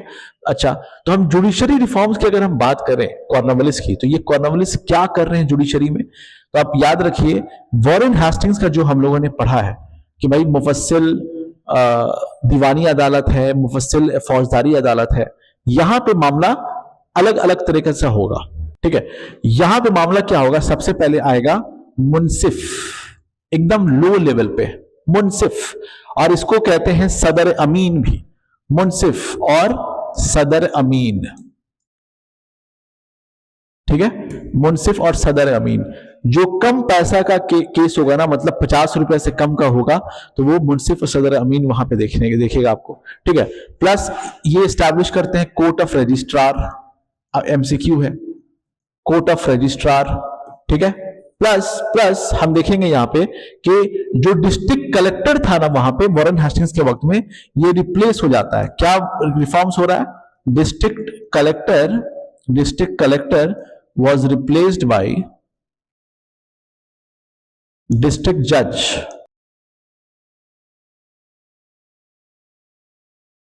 ठीक है। District collector replace by district जज। इसके अलावा हम देखेंगे कुछ प्रोविंशियल कोर्ट्स बन रहे हैं। अब ये प्रोविंशियल कोर्ट कहां पे बन रहा है, तो हम देखेंगे ढक्का, कैलकाटा, मुर्शिदाबाद एंड पटना। तो क्या बोल रहा हूं मैं, प्रोविंशियल कोर्ट बनता हुआ आपको दिखेगा डीसीएमपी, इसको शॉर्ट में लिखते हैं हम लोग डीसीएमपी, ठीक है, प्रोविंशियल कोर्ट अलग से कोर्ट यहां पे बना जा रहा है।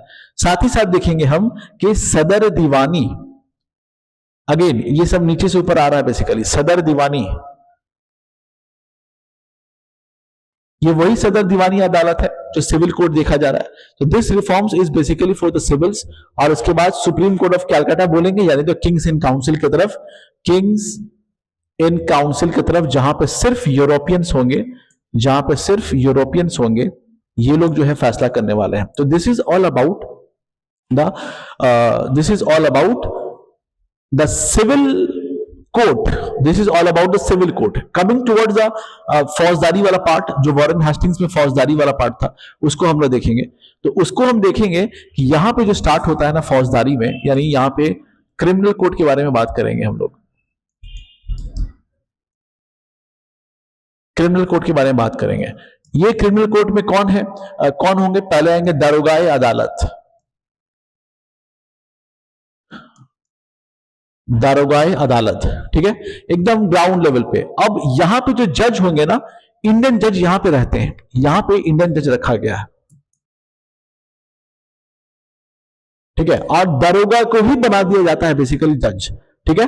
लो लेवल पे तालुका तहसील वाले इलाके में इनको यहां पे रखा गया बेसिकली, ठीक है। इसके बाद जो आता है ना, वो आता है district criminal court, district criminal court,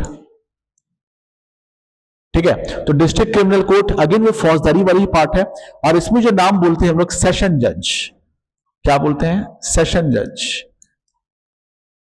ठीक है। तो यहां पे हम देख रहे हैं कि जो एग्जीक्यूटिव है ना, वो जुडिशरी से अलग हो रहा है टेक्निकली। वॉरेन हेस्टिंग्स के वक्त में रेवेन्यू कलेक्टर प्रिसाइड कर रहा था, लेकिन यहां पे कलेक्टर को हटा करके हम जज को देखने को मिल रहा है हमको, ठीक है। अच्छा, इसके बाद हम देखेंगे कि एक सर्किट कोर्ट का भी कॉन्सेप्ट कुछ था। Circuit court, again circuit court आपके एमसीक्यू के लिए क्या है? ये क्रिमिनल कोर्ट है, और यहां पर भी डीसीएमपी आपको देखने को मिलेगा, ढक्का, कैलकाटा, मुर्शिदाबाद, पटना आपको देखने को मिलेगा। और इसके बाद जो ऊपर जाएंगे तो हम देखेंगे सदर दीवानी ही अदालत मिलेगा, सदर निजामत, जो हम कहते हैं ना सदर निजामत, सदर दीवानी अदालत वगैरह, ये सब मर्ज हो चुका है। क्या बोल रहा हूं मैं? ये मर्ज कर दिया गया है। तो एक ही फिर देखेंगे यहां पे, यानी कॉर्नवालिस ने इसको मर्ज कर दिया था, इसको मर्ज कर दिया था। सो this is about the Cornwallis का रिफॉर्म्स, ठीक है। कॉर्नवालिस का रिफॉर्म्स यहां पे हो रहा है, ठीक है।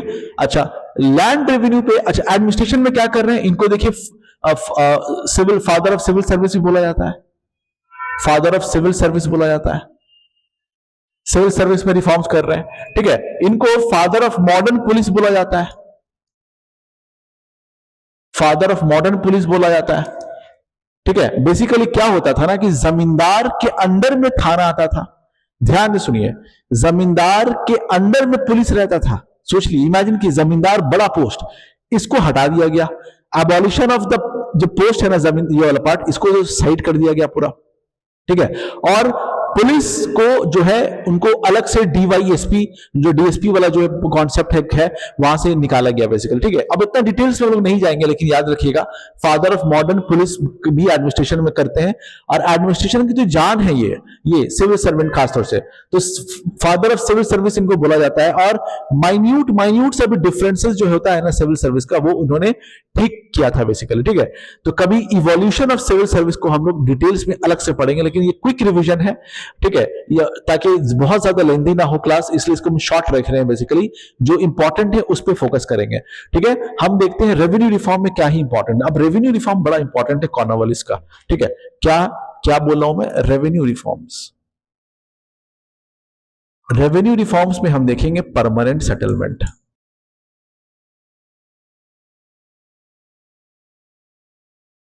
ठीक है। अब ये परमानेंट सेटलमेंट क्या है देख लीजिए, ये है हमारा पेजेंट्स, ये है हमारा जमींदार, ये है ईस्ट इंडिया कंपनी, ये इनके साथ अग्रीमेंट करते हैं, इनके साथ डीड्स करते हैं, जिसको डीड्स जो बोलते हैं ना, पट्टा, अग्रीमेंट करते हैं बेसिकली। अग्रीमेंट क्या करते हैं? ये कहते हैं कि भैया 1/11 और 10/11, ठीक है, इस पे बांटेंगे। अब बांटेंगे कौन क्या लेगा बेसिकली, तो हम देखेंगे कि अगर हम बात करें कि 1/11 ये ले रहे हैं जमींदार और 10/11 ईस्ट इंडिया कंपनी ले रहे हैं, ठीक है। शेयर्स है, शेयर्स हैव बीन प्रोड्यूस्ड। अच्छा, अब इसी 1/11 में ये इनको जो है डिस्ट्रीब्यूट करना है, इनको काम करना है, ठीक है। प्लस प्लस हम देखेंगे इसमें क्विक रिवीजन की अगर हम बात करें तो इसमें एक और चीज आता है, सनसेट लॉ। सनसेट लॉ, ठीक है। अब जमीन ईस्ट इंडिया कंपनी जमींदार को बना दिया है मिडिल मैन, ये इंटरमीडियरी है, ये इंटरमीडियरी है, ठीक है। ये इससे काम करवा रहा है पेजेंट से। अच्छा, पेजेंट्स को काम करवा रहा है तो अच्छा जमींदार क्यों ही काम करेगा बेसिकली, ठीक है। तो यहां पे कॉन्सेप्ट आता है ओनरशिप ऑफ द लैंड, ठीक है। तो जमींदार को बना दिया ये ओनर कि आप भैया ओनर है, आप जो है ओनरशिप ओनर है इसका, आप जमीन के। तो इन जमींदार को लगता है कि भैया कि अब हम ओनर है तो हमको ज्यादा से ज्यादा प्रॉफिट कमाना है, और हो सकता है कि हर साल जब हम ओनर है तो हम हर साल ही अपने पास रखेंगे इसको। तो ये उस लैंड में फर्टिलिटी इंक्रीज करने का सोचता है, इरिगेशन करने का सोचता है, सारी कुछ करने का सोचता है, ठीक है। इसलिए इनको ओनरशिप ऑफ द लैंड बनाया जाता है, ठीक है। एक टारगेट भी दे दिया जाता है कि आपको ये करना है बेसिकली। और कभी कभी ये भी होता है कि जमींदार से जब ईस्ट इंडिया कंपनी पैसा लेने के लिए आता है और उसके पास नहीं रह पाता है तो उसको बोलता है कि भाई सूरज डूबने से पहले यू विल हैव टू पे, आपको पे करना पड़ेगा, ठीक है। तो मैं आपको परमानेंट सेटलमेंट के बारे में बता रहा हूं, याद रखिएगा, सूरज डूबने से पहले, इसीलिए इसको सनसेट लॉ भी की तरफ से भी जाना जाता है। यानी जमींदार को बोला जाता है कि भाई सूरज डूबने से पहले तुमको दो, वरना वरना हम ये जमींदारी छीन लेंगे, ठीक है, और इसको ट्रांसफर कर देंगे। यानी ये ओनरशिप तो था, हेरिडिटरी भी रखा था और ट्रांसफरेबल भी रखा था, ठीक है। ट्रांसफर भी कर सकते थे इसको नॉर्मली। तो हम क्या बोल रहे हैं, सनसेट लॉ यहां पे है। अच्छा, बहुत सारे जमींदार ऐसे हैं जो गांव के जमीन को लेते हैं, गांव के जमीन को पेजेंट्स को दे देते हैं और वो खुद शहर में जाके आराम करते हैं, ठीक है, शहर में जाके आराम करते हैं। तो एक और कॉन्सेप्ट आता है इसमें, हम बोलेंगे इसको एब्सेंटी लैंडलॉर्डिज्म। एब्सेंटी लैंडलॉर्डिज्म, तो ये पार्ट को आपको याद रखना होगा कि एब्सेंटी लैंडलॉर्डिज्म हम किसको बोल रहे हैं, ठीक है। एब्सेंटी लैंड यानी परमानेंट सेटलमेंट का फीचर्स में से एक देखेंगे, सनसेट लॉ आपको देखने को मिलेगा, एब्सेंटी लैंडलॉर्डिज्म देखने को मिलेगा, जमींदारी सिस्टम देखने को मिलेगा, आपको यहाँ पे मिडिल मैन देखने को मिलेगा, 1/11 और 10/11 जो है ऐसा कुछ आपको देखने को मिलेगा, ठीक है। प्लस इसके अंदर कौन असल में और लोग इन्वॉल्व हैं, तो हम देखेंगे ये परमानेंट सेटलमेंट जो है ना, जॉन ओशोर ये प्लान करते हैं, जॉन ओशोर असल में ये प्लान करते हैं, इनके साथ जुड़े हुए हैं बेसिकली। अच्छा, इनका एरिया कौन कौन सा है, इनका एरिया हम देखेंगे कि let's say this is our India, तो हम देखेंगे बंगाल, बिहार, उड़ीसा, ये वाला कुछ पार्ट है, ठीक है। नॉर्दर्न मद्रास, नॉर्दर्न मद्रास वाला कुछ पार्ट को मिलेगा, ठीक है। और कुछ डिस्ट्रिक्ट ऑफ बनारस भी देखने को मिलेगा, डिस्ट्रिक्ट ऑफ बनारस भी देखने को मिलेगा, ठीक है। तो याद रखिएगा अच्छी तरीके से कि एक तो हमारा बीबीओ मिलेगा, नॉर्दर्न डिस्ट्रिक्ट ऑफ मद्रास, और कुछ डिस्ट्रिक्ट ऑफ बनारस भी आपको देखने को मिलेगा। तो इससे जुड़ा हुआ एमसीक्यूज क्या क्या मिल रहा है आपको sunset law, absentee landlordism, 1/11, 10/11, ownership जो है जमींदार का होंगे, ठीक है। एरिया क्या होगा, northern district of Madras, Bengal, Bihar, Orissa, कुछ डिस्ट्रिक्ट ऑफ बनारस सबको यहाँ पे देखने को मिलेगा, ठीक है। और इनको जो इसमें एब्सेंटी लैंडलॉर्डिज्म है बेसिकली, ठीक है। और 10 इयर्स वाला सिस्टम जो है यहाँ पे लागू होता है, 10 साल सिस्टम। अब इसको ये जो परमानेंट सेटलमेंट कैसे आ रहा है बेसिकली, तो इसने क्या किया था ना, डिसेनियल सिस्टम लेके आया था, डिसेनियल सिस्टम यानी 10 साल, 10 इयर्स का सिस्टम, ठीक है। अब इस 10 इयर्स के सिस्टम को जो है ना बेसिकली इसने कोर्ट ऑफ डायरेक्टर के सामने रखा था, और कोर्ट ऑफ डायरेक्टर इसको अप्रूव किया था। और उस वक्त जो था बेसिकली हम देखेंगे पिट्स और हेनरी डुंडास, कौन अप्रूव कर रहा है इस वक्त, पिट्स एंड हेनरी डुंडास। ठीक है, तो ये आप देख लीजिए बेसिकली। ठीक है, तो this is all about your permanent settlement. तो परमानेंट सेटलमेंट से ये चीजें आपको याद रखनी है बेसिकली। ठीक है, अच्छा, इसके अलावा हम लोग जब आगे बढ़ेंगे ना, तो इसी सेटलमेंट में हम लोग आगे समझ लेंगे कि रातवरी सिस्टम क्या होता है, महलवारी सिस्टम क्या होता है। पहले ये बताइए, this is all about the Cornwallis. तो कॉर्नवालिस ये काम कर रहा है। मैं फाइनली एक स्लाइड आपको दिखाऊंगा कि कॉर्नवालिस के वक्त में क्या हो रहा है। ठीक है, और वॉरेन हेस्टिंग्स के वक्त में क्या हो रहा है उसको मैं डिस्क्रिप्शन में दे दूंगा, उस नोट्स को डिस्क्रिप्शन में दे दूंगा, आप उसे देख लीजिएगा क्विक रिवीजन के लिए, वो और कुछ नहीं है। ठीक है, now this is all about Cornwallis. ठीक है, जॉन और शोर प्लान कर रहे हैं। ठीक ठीक इसी तरह और आपको एमसीक्यूज में इस बार क्या ही इंपॉर्टेंट पड़ सकता है, तो हम देखेंगे रावतवरी सिस्टम एक चीज होता है, रावतवरी सिस्टम। ठीक है, अब ये रावतवरी सिस्टम क्या है बेसिकली। ठीक है, यहां पे देख लीजिए, आप पेजेंट्स हैं और आप ईस्ट इंडिया कंपनी है, तो आपके साथ डायरेक्ट कांटेक्ट होगा, नो मिडलमैन। यहां पे कोई मिडलमैन आपके यहां नहीं देखने को मिलेगा। ठीक है, अच्छा, इसको इंट्रोड्यूस कौन कर रहा है, इसको इंट्रोड्यूस कर रहा है थॉमस मुनरो, थॉमस मुनरो, और साथ में अलेक्जेंडर रीड, अलेक्जेंडर रीड। ठीक है, परमानेंट सेटलमेंट का एमसीक्यू क्या है, वहां पे जॉन और शोर आपको देखने को मिलेगा, कॉर्नवालिस देखने को मिलेगा, यहां पे थॉमस मुनरो देखने को मिल रहा है, अलेक्जेंडर रीड देखने को मिल रहा है, और ये करीब 1820 की बात हो रही है, 1820 की बात हो रही है। ठीक है, अच्छा, अब इसमें डायरेक्ट सेटलमेंट है कि 50% of the produced, 50% of the produced. ठीक है, 50% ऑफ द प्रोड्यूस्ड। अच्छा, इसमें एक कॉन्सेप्ट आता है बेसिकली, कॉन्सेप्ट आता है कि साइंटिफिक रेंट थ्योरी ऑफ रिकार्डो। इसमें कॉन्सेप्ट आता है साइंटिफिक रेंट थ्योरी ऑफ रिकार्डो। तो ये आपको जहन में रखना है कि ये किससे जुड़ा हुआ है, ये रातवरी से जुड़ा हुआ है। क्या है बेसिकली, ये रातवरी सिस्टम में जमीन जो दी जाती है 30 ईयर्स के लिए दी जा रही है, 30 ईयर्स के लिए दी जा रही है, और किस बेस पे देंगे हम, based on quality of the soil and nature of the crop, based on quality of the soil, quality of the soil and nature of the crop. ठीक है, अच्छा, quality of the soil and nature of the crops ये देखेंगे। अच्छा, अब ये क्या है, साइंटिफिक रेंट थ्योरी ऑफ रिकार्डो। रिकार्डो नाम का एक बंदा था जो इंग्लैंड में था बेसिकली। ठीक है, उन्होंने कोई साइंटिफिक थ्योरी निकाला कि हम जमीन को किस हिसाब से दे सकते हैं, तो हम crops nature of the crops देखेंगे, कौन से क्रॉप्स कर रहे हैं, किस तरीके से कर रहे हैं, सॉइल की क्वालिटी देखेंगे, उसके बाद हम करेंगे। तो रातवरी सिस्टम में दिया जाता था ना, साइंटिफिक रेंट थ्योरी ऑफ रिकार्डो के हिसाब से बेसिकली दिया जा रहा है। ठीक है, और इसमें बोला जाता है कि भाई पोजीशन ऑफ दी जो प्रेजेंट है ना, more secure than the permanent settlement, but because of the harsh policies और harsh process of the collection of the revenue की वजह से जो ना, फिर भी यहां पर भी हम देखेंगे कि एक्सप्लॉइटेशन आपको देखने को मिलेगा। अगर हम आपसे बोले कि इसका एरिया कौन सा है, तो इसका एरिया जो हम बात करेंगे, इसके एरिया बात करेंगे तो बॉम्बे, मद्रास, असम। क्या बोला मैं, बॉम्बे, मद्रास, असम, ये एरिया आपको याद रखना होगा बेसिकली। ठीक है, तो आप समझ सकते हैं कि परमानेंट सेटलमेंट कहां हो रहा है, Bengal, Bihar, Orissa, northern district of Madras और बनारस में हो रहा है। ठीक है, अच्छा, परसेंटेज ऑफ लैंड की अगर हम बात करें ना, तो रावतवरी सिस्टम 51% यूज हो रहा है।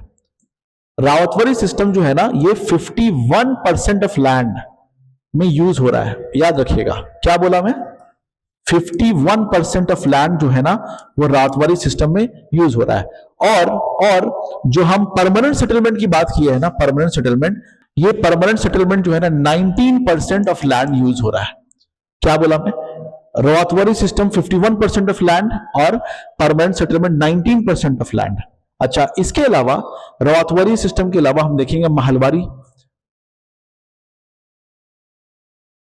मारवाड़ी सिस्टम, इसको बोला जाता है, ये 1822 में पहले इंट्रोड्यूस हुआ, फिर आगे चल करके विलियम बेंटिक जो है ना, करीब 1833 के बाद ऑनवर्ड जो है ना, ये इंप्लीमेंट होता है। विलियम बेंटिक इसको फिर आगे भी इंप्लीमेंट करते हैं। ठीक है, तो हम देखेंगे कि मारवाड़ी सिस्टम क्या था बेसिकली, कि इसको बोलते हैं modified version of zamindari system. Zamindari system का मतलब परमानेंट सेटलमेंट। कैसे है?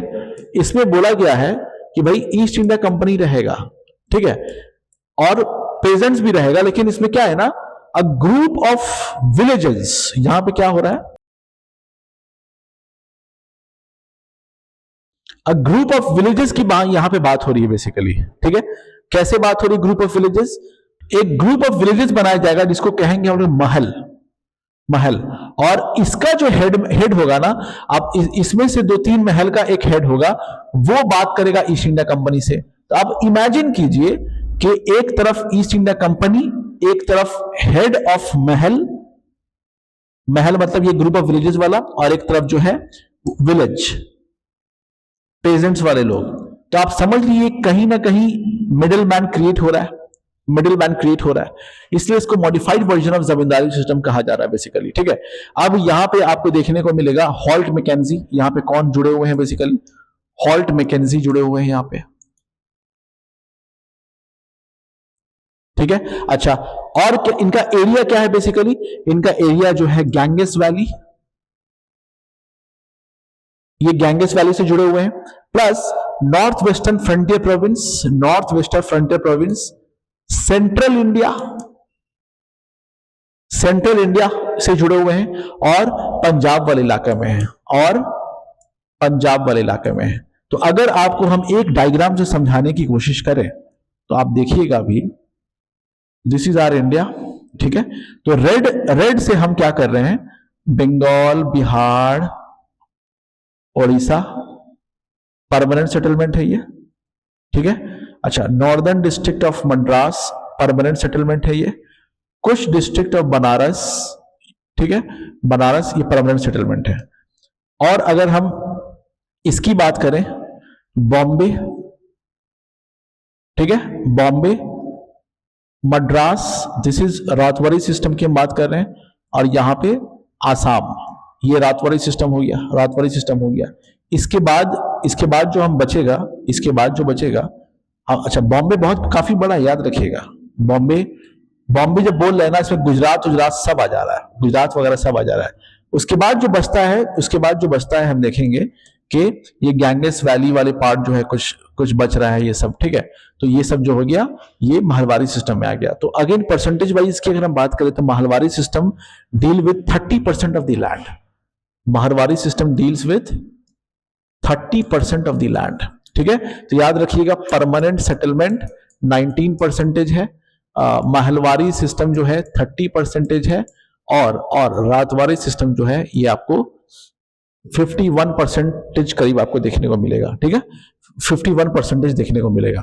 This is all about your land revenue settlement during the tenure of the Britishers, ठीक है। अब इसके बाद जो है हम सीधा चलेंगे 1857 के रिवॉल्ट के ऊपर। तो हम देखेंगे कि 1857 का रिवॉल्ट में क्या होता है, क्या क्या रीजंस होते हैं। तो इसमें हम लोग देखेंगे कॉजेज में पॉलिटिकल कॉजेज देखेंगे, फिर हम लोग मिलिट्री ग्रीवांसेस देखेंगे इसके अंदर, फिर हम लोग इसके अंदर कुछ जो है सोशल ग्रीवांसेस देखेंगे, सोशल एस्पेक्ट्स देखेंगे, फिर इसके अंदर हम लोग कुछ इमीडिएट कॉज देखेंगे। तो पॉलिटिकल कॉज क्या है 1857 रिवॉल्ट का, ठीक है। पॉलिटिकल कॉज क्या है? पॉलिटिकल कॉज जो है ना, इसमें एक आता है सब्सिडियरी अलायंस, ठीक है। अच्छा, दूसरा आता है डॉक्ट्रिन ऑफ लैप्स, तीसरा आता है सस्पेंशन ऑफ पेंशन, चौथा आता है अबॉलिशन ऑफ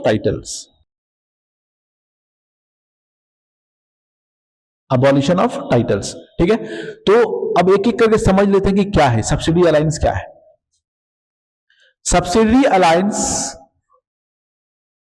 डुप्लेक्स का इंट्रोडक्शन है, इंट्रोड्यूस्ड बाय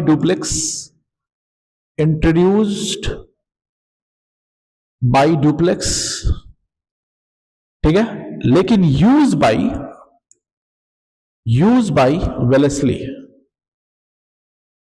क्या बोला मैं? Subsidiary alliance introduced by duplex, French governor था, बट यूज बाय वेलेस्ली।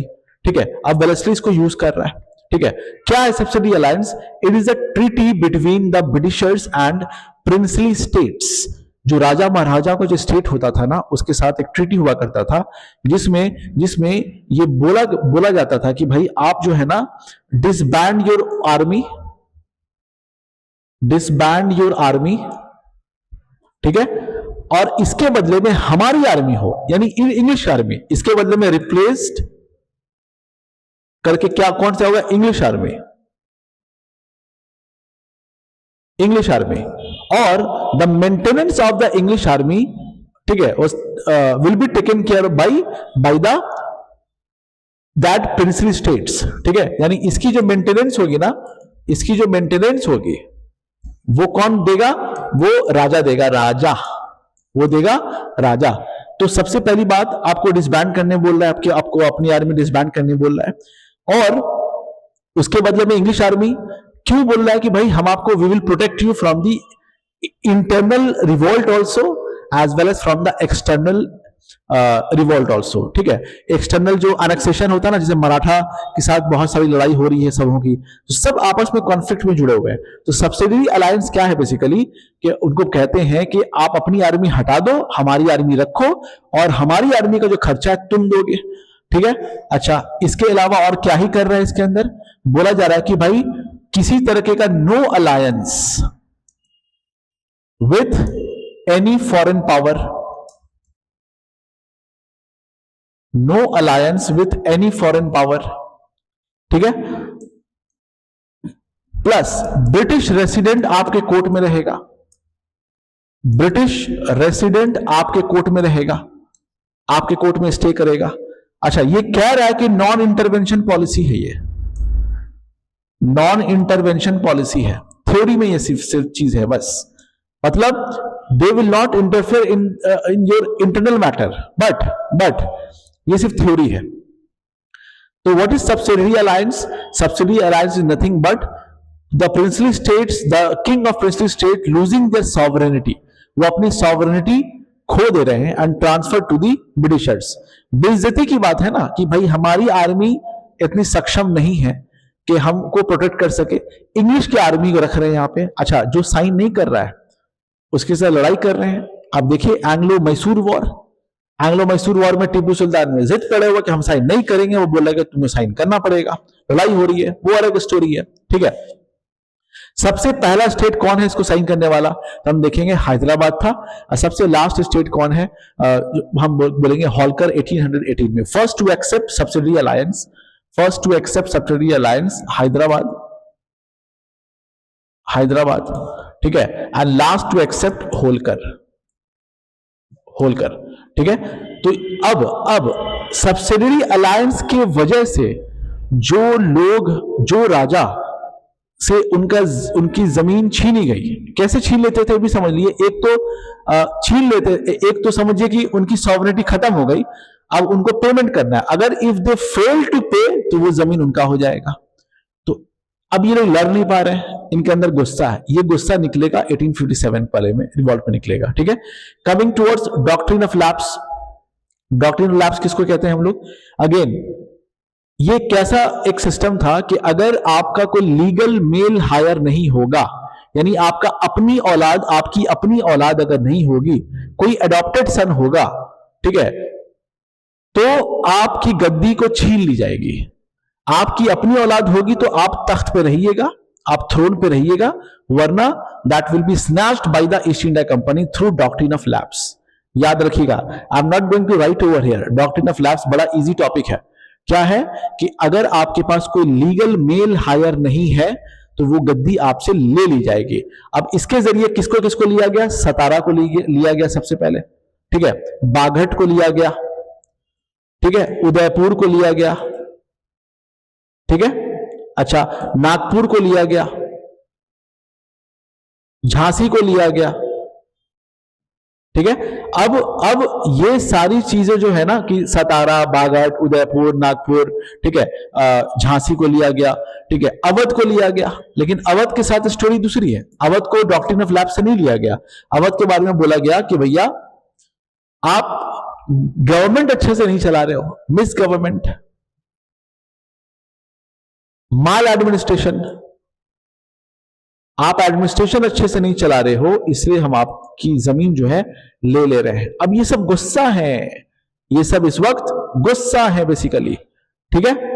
अच्छा, एमसीक्यू के लिए आपको मैं बता दूं कि आपको इन सब का ईयर भी याद रखना पड़ेगा। जैसे जैसे मैं आपको बोल देता हूं कि सतारा इज बेसिकली 1848, एक जातपुर है बेसिकली, उसको बोलेंगे 1849, संबलपुर है वो भी 1849 है, बागट है वो 1850 है, ठीक है, उदयपुर है 1852, झांसी है 1853, नागपुर है 1854। इसको फिर से आप लिख सकते हैं, मैं एक फ्रेश स्लाइड में कर देता हूं आपके लिए, ठीक है। क्या बोल रहा हूं मैं? सतारा 1848, ठीक है, जैतपुर 1849, ठीक है। अच्छा, और क्या? इवन संबलपुर भी 1849, संबलपुर 1849, बाघट 1850, ठीक है। अच्छा, इसके अलावा हम देखेंगे उदयपुर 1852। बाकी आपको याद रखना पड़ेगा कि झांसी जो है 1853 में है, झांसी 1853 में है। अच्छा, इसके अलावा हम देखेंगे कि नागपुर जो है ना वो 1854 में हो रहा है, नागपुर 1854 में। और अभी अभी मैंने बोला आपको, अभी अभी मैंने बोला कि अवध को जो है ना वो डॉक्ट्रिन ऑफ लैप्स के वजह से नहीं ले रहे हैं, नागपुर 1854, अवध को 1856 में ले रहे हैं because of maladministration, maladministration, ठीक है। अब इन लोग से जमीन छीनी जा रही है थ्रू डॉक्ट्रिन ऑफ लैप्स, तो गुस्सा तो आएगा ही, सिंपल सा चीज है, गुस्सा आएगा इनको पास, ठीक है। अच्छा, अब ये डॉक्ट्रिन ऑफ लैप्स है, वो सब्सिडी अलायंस था, वो रीजन था। अच्छा, और क्या मैंने रीजन बोला था कि सस्पेंशन ऑफ पेंशन, उस वक्त एक नाना साहेब थे, ठीक है, पेशवा के थे, बेसिक मराठा से जुड़े हुए थे, धोंदूपंत उनको बोला जाता था, धोंदूपंत बोला जाता था, ठीक है। तो इनको पेंशन पहले मिला करता था लेकिन पेंशन बंद कर दिया गया, ठीक है। राजा ऑफ ट्रेवेनकोर को बोला जा रहा है कि भैया अब आप राजा नहीं रहिएगा, ठीक है, मतलब जो भी टाइटल्स है ना, राजा, नवाब, ये सब टाइटल जो है हटा दिया जा रहा है। तो ऐसे लोग गुस्सा हो रहे हैं, ये गुस्सा निकाल नहीं पा रहे हैं, ये गुस्सा निकलेगा 1857 के रिवॉल्ट में, ठीक है। So this is your about political reason, political reason, ठीक है, कि क्या है 1857 का रिवॉल्ट का। मिलिट्री कॉजेस क्या है? मिलिट्री कॉजेस क्या है आप देखिएगा, मिलिट्री कॉजेस में एक तो डिस्क्रिमिनेशन हो रहा है। डिस्क्रिमिनेशन किस चीज के ऊपर हो रहा है? पेमेंट और प्रमोशन, मिसबिहेवियर या हम कहेंगे मिस ट्रीटमेंट, सोल्जर्स के साथ मिस ट्रीटमेंट हो रहा है। अच्छा, हमारा सोल्जर्स कितना है? 6:1, यानी ये इंडियन इज टू इंग्लिश, ठीक है, इंग्लिश। अब जो लड़ाई हो रही है ना, जो लड़ाई हो रही है, इनको बाहर भेजा जा रहा है, फॉरेन में भेजा जा रहा है, फॉरेन में सर्विस करने के लिए भेजा जा रहा है, फॉरेन में वॉर करने के लिए भेजा जा रहा है। तो उसके लिए दिया जाता था भट्टा, ये है फॉरेन अलाउंस, ये एक तरह का अलाउंस है, ठीक है। ये भट्टा बंद कर दिया, ये भट्टा बंद कर दिया। अच्छा, plus general service enlistment act लेके आ रहा है 1856 में। जनरल सर्विस एनलिस्टमेंट एक्ट में क्या होता है कि जो इन लोगों को, जो मिलिट्री सोल्जर्स है, इनको बोला जाता है कि आप बाहर जाके लड़ाई करो। अब बाहर जाके लड़ाई करने का मतलब होता है कि यू आर क्रॉसिंग द सी, यानी एक कॉन्सेप्ट था उस वक्त के इंडियन कल्चर के ट्रेडिशन में कि when you cross the sea you will lose your caste. क्या बोल रहा हूं मैं? When you cross the sea you will lose your caste. क्या कॉन्सेप्ट था? When you cross the sea you will lose your caste, ठीक है। अब लोग जाना नहीं चाहते थे, अब लोग जाना नहीं चाहते थे, तो क्या किया गया, इससे ये मैंडेटरी कर दिया गया। जनरल सर्विस एनलिस्टमेंट एक्ट 1856, इससे आपको ये मैंडेटरी कर दिया गया कि भैया when you cross the sea you will lose, mandatory कर दिया गया कि आपको जाना ही पड़ेगा। तो ये मिलिट्री वालों के लिए गुस्सा की बात हो गई। ऊपर से भट्टा भी नहीं दिया जाता था, फॉरेन अलाउंस वो भी नहीं दिया जाता था, प्लस प्लस क्रिश्चियन मिशनरीज अलग से परेशान किए हुए थे कन्वर्जन को लेकर के, ठीक है। तो अगेन ये सारा एक रीजन बनता है मिलिट्री कॉजेस के लिए, ठीक है। अच्छा, इसके अलावा हम देखेंगे सोशल कॉजेस क्या है, सोशल कॉजेस क्या है, ठीक है। तो सोशल कॉजेस अगर हम समझें तो सोशल कॉजेस भी बड़ा आसान है। हम देखेंगे सती सिस्टम हट रहा है, सती सिस्टम हट रहा है, विडो रीमैरेज हट रहा है, विडो रीमैरेज हट रहा है, चाइल्ड इन्फेंटिसाइड खत्म हो रहा है, ठीक है। मतलब जितना भी सोशल एविल्स है, सोशल एविल्स है इंडियन कल्चर में, उस वक्त के लिए वो सोशल एविल्स नहीं कहलाया जाता था, ठीक है। तो ब्रिटिशर्स आकर के जो है ना, ब्रिटिशर्स आकर के हम देखेंगे सती सिस्टम को हटा रहा है। अब सती सिस्टम हट कैसे रहा है, बेसिकली कौन हटा रहा है, विलियम बेंटिक यहां पे है, प्लस प्लस विलियम कैरी यहां पे है, विलियम कैरी प्लस राजा राम मोहन रॉय, ठीक है। ये लोग मिलकर के 4 दिसंबर 1829 को रेगुलेशन 17 लेके आते हैं और सती को बैन कर देते हैं। तो सती, और अब ये अच्छी चीज है कि बैन हो रहा है, लेकिन आपको समझना होगा कि वेस्टर्न कल्चर आकर के इंडियन कल्चर को बोला तुम लोग खराब हो, अच्छा काम नहीं कर रहे तुम लोग, ठीक है, और इसको हटाएंगे। तो उस वक्त के लोगों के लिए ना उनको गुस्सा था, उनको गुस्सा था, ठीक है। विडो रीमैरेज एक्ट जो है 1856 में, यहां पे ईश्वर चंद्र विद्यासागर जी, ईश्वर चंद्र विद्यासागर जी, याद रहे ईश्वर चंद्र विद्यासागर जी जो है इसको हटा रहे हैं बेसिकली। अगेन यहाँ पे इंडियन रिफॉर्मर्स है, यहाँ पे हम लोग कभी डिटेल से पढ़ेंगे क्यों है इस वक्त, ठीक है।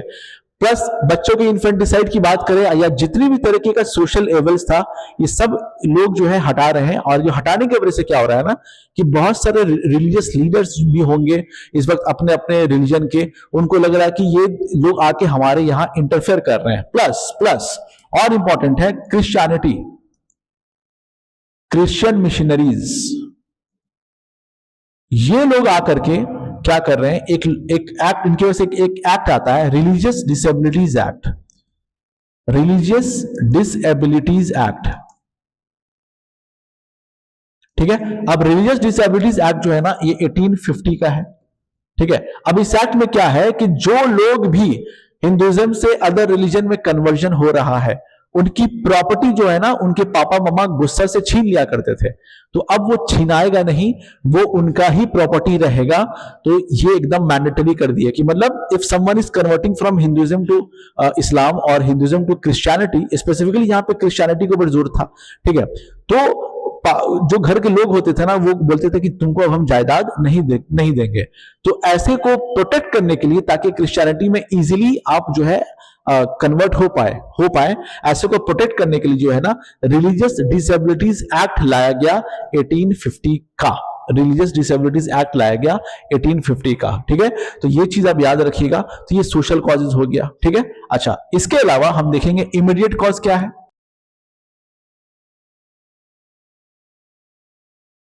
इमीडिएट कॉज बड़ा आसान है याद करना, सिंपल सा चीज है। एक पहले राइफल चला करता था पुराना ब्राउन बेस, ठीक है, ये रिप्लेस होता है एनफील्ड राइफल, एनफील्ड राइफल। अब ये एनफील्ड राइफल में जो कैथरीजेस होता था, यानी बंदूक को तरह मुंह से किया जाता था, इसमें जो ग्रीसिंग की जाती थी बेसिकली, वो पिग एंड काउ के फैट से की जाती थी। अब ये था इमीडिएट कॉज, ये था आपको इमीडिएट कॉज, ठीक है। समझ में आ रही है बात। ये इमीडिएट कॉज, मिलिट्री जो है भड़क उठे कि भाई हम ये नहीं करेंगे, हम ये नहीं करेंगे, बिल्कुल भी नहीं करने वाला है सब चीज को, ठीक है। अब मिलिट्री भड़क उठे बेसिकली, ठीक है। तो हम देखेंगे कि 1857 का पॉलिटिकल कॉज मैं बता चुका, ठीक है। मैं आपको मिलिट्री ग्रीवांसेस, मिलिट्री कॉज बता चुका, ठीक है। मैं आपको सोशो रिलीजियस कॉज बता चुका, मैं आपको इमीडिएट कॉज भी बता चुका। अच्छा, इकोनॉमिक कॉज भी आप लिख सकते हैं। इकोनॉमिक कॉज में क्या ही लिखिएगा, इकोनॉमिक पूरा बर्बाद किया है, permanent settlement, mahalwari settlement, ryotwari settlement, ठीक है। डी इंडस्ट्रियलाइजेशन, डी इंडस्ट्रियलाइजेशन क्या बोलते हैं डी इंडस्ट्रियलाइजेशन को? डिस्ट्रॉय ऑफ इंडस्ट्री, सिंपल सा चीज है, हमारे इंडस्ट्री को डिस्ट्रॉय कर दिया। कैसे किया ये हम कभी और डिस्कशन करेंगे। जो 3 स्टेजेस ऑफ कॉलोनियलिज्म की हमने बात कर रखी थी उसी के अंदर ये चीज टॉपिक आता है बेसिकली। तो ये पूरा का पूरा एक रीजन है, ठीक है। तो हम रीजन में क्या समझ में आ रहा है कि जो लोग लड़ाई करेंगे, सिपॉय अपना सेल्फ इंटरेस्ट है मिलिट्री का, जो राजा सब्सिडी अलायंस से छीने गए हैं उनको अपना गुस्सा है, डॉक्ट्रिन ऑफ लैप्स से जो लिए गए हैं उनको अपना गुस्सा है, ठीक है।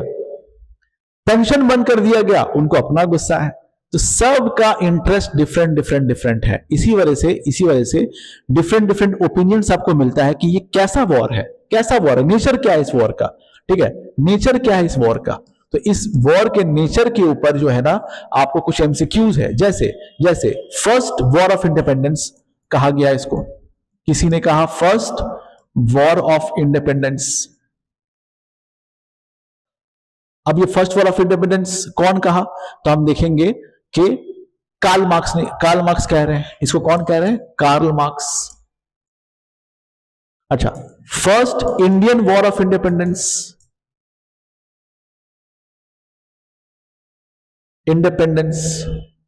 ये कौन कह रहे हैं? वीरी सावरकर जी, ठीक है।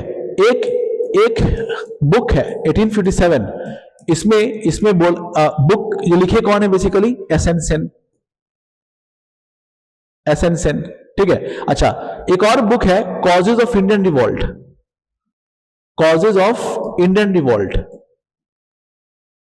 जो स्पेसिफिकली 1857 के ऊपर बात की गई है, ठीक है। ये सर सैयद अहमद खान बात करते हैं, ठीक है। अच्छा, आरसी मजूमदार लिखते हैं sepoy mutiny and the rebellion of 1857। RC Majumdar बात करते हैं इसके ऊपर, सिपॉय म्यूटिनी एंड रेबेलियन। इन सब बुक्स में अपने अपने ओपिनियंस को दिए गए हैं। तो बहुत लोग जो है सिपॉय म्यूटिनी कहते हैं इसको, ठीक है। अच्छा, आरसी मजूमदार अपने बुक में कहते हैं ये किसी भी तरीके का neither first nor national nor a war of independence. क्या बोला मैं? Neither first nor national nor a war of independence. ये नेचर ऑफ द रिवॉल्ट है, ठीक है। कि ये लोग बात कर रहे हैं कि कोई, आरसी मजूमदार जी कह रहे हैं कि कोई वैसा वॉर नहीं है, ठीक है। प्लस एसेंसन कहते हैं अपने इस बुक में, एसेंसन कहते हैं कि भाई it start from A religion and ends with independence. It start with religion and ends with independence. तो देखिए मैं आपको पॉइंट ऑफ व्यू बता रहा हूं। रीस कहते हैं ये हिंदू क्रिश्चियन स्ट्रगल है, रीस कहते हैं हिंदू क्रिश्चियन स्ट्रगल है। टी.आर. होल्म्स कहते हैं, TR. Holmes HOLMES, TR. Holmes कहते हैं ये हिंदू मुस्लिम क्रिश्चियन स्ट्रगल है। प्लस सॉरी, वो रीस कहते हैं हिंदू मुस्लिम क्रिश्चियन स्ट्रगल है, ठीक है। टी.आर. होल्म्स कहते हैं कि ये सिविलाइजेशन वर्सेस बार्बेरिज्म कॉन्फ्लिक्ट है, यानी अपने आप को वो सिविलाइज्ड कह रहे हैं, बार्बेरिज्म हम लोगों को कह रहे हैं। प्लस इंग्लिश इंडियन कॉन्फ्लिक्ट कहते हैं टी.आर. होल्म्स, ठीक है।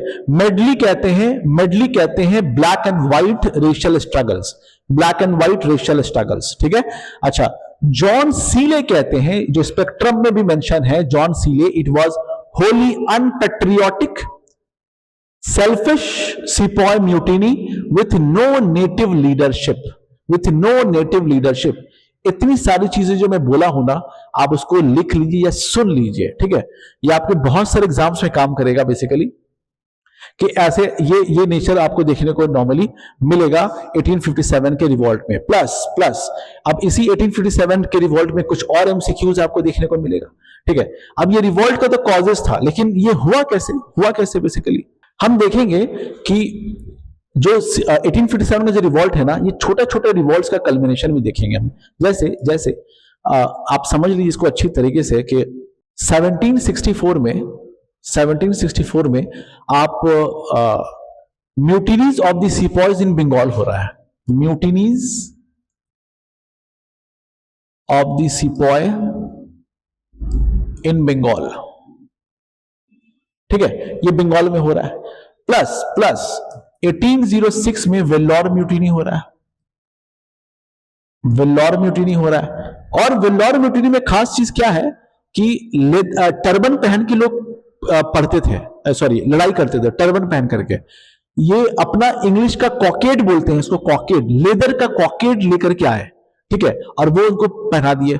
तो वेल्लोर म्यूटिनी इस वजह से भी हो रहा है। 1824 में सिंध जाने से जो कुछ बर्मीज जो है वो इंडियन सोल्जर से बर्मीज, वो सिंध जाने से मना कर दिए, क्योंकि आप सी को क्रॉस करेंगे, समंदर को क्रॉस करेंगे, समंदर क्रॉस करेंगे मतलब you are losing your cast.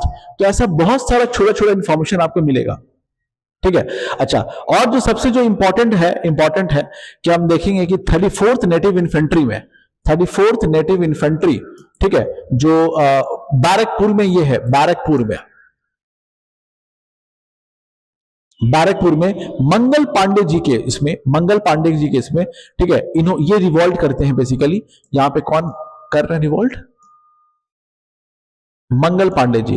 अब मंगल पांडे जी बेसिकली जो रिवॉल्ट कर रहे हैं ना, कैसे कर रहे हैं? ये किसी को मारने की कोशिश कर रहे हैं। कौन लोग मारने की कोशिश कर रहे हैं, किसको मारने की कोशिश कर रहे हैं? लेफ्टिनेंट बॉ हेयरसे ह्यूजसन। क्या बोला मैं? लेफ्टिनेंट बॉ हेयरसे और ह्यूजसन, इनको जख्मी कर रहे हैं, इनको मार रहे हैं बेसिकली, ठीक है, मार रहे हैं। अब इनकी स्टोरी अलग है, लेकिन हमको यहाँ पे क्विक रिवीजन करना है 1857 तक, ठीक है। अच्छा, ये सब छोटा छोटा कुछ रिवॉल्ट का कल्बिनेशन था बेसिकली। अब ये रिवॉल्ट स्टार्ट कब से हो रहा है? ये रिवॉल्ट स्टार्ट हो रहा है मीरठ से। अब मीरठ से जो स्टार्ट हो रहा है ना, तो हम देखेंगे कि ये 10th मई मीरठ में स्टार्ट हो रहा है बेसिकली, मीरठ में स्टार्ट हो रहा है। और 11th मई को they were moving to Delhi, 11th मई को they were moving to Delhi. और दिल्ली चलो का एक स्लोगन लग रहा है, 11th मई दिल्ली चलो का एक स्लोगन लग रहा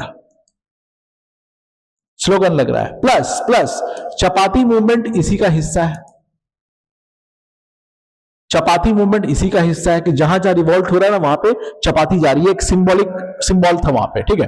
तो 10th मई को मीरठ में क्या हो रहा है कि मीरठ के अंदर बेसिकली क्या हो रहा है कि थर्ड कैवेलरी के लोग थे, घोड़सवार थे, ठीक है। थर्ड कैवेलरी के लोग थे, इनके साथ जो है ना ज्वाइन करते हैं 10th और 11th कैवेलरी वाले, ठीक है। तो ये लोग जाते हैं मेरठ में और 85 कॉमरेड को, अपने जैसे जो लोग को अरेस्ट करके रखा गया था, सबको प्रिजन से निकाल देते हैं, रिलीज करते हैं। रिलीज करने के बाद, अच्छा, इस वक्त general Hewitt tried to check the Meerut. General Hewitt, क्या बोल रहा हूं मैं?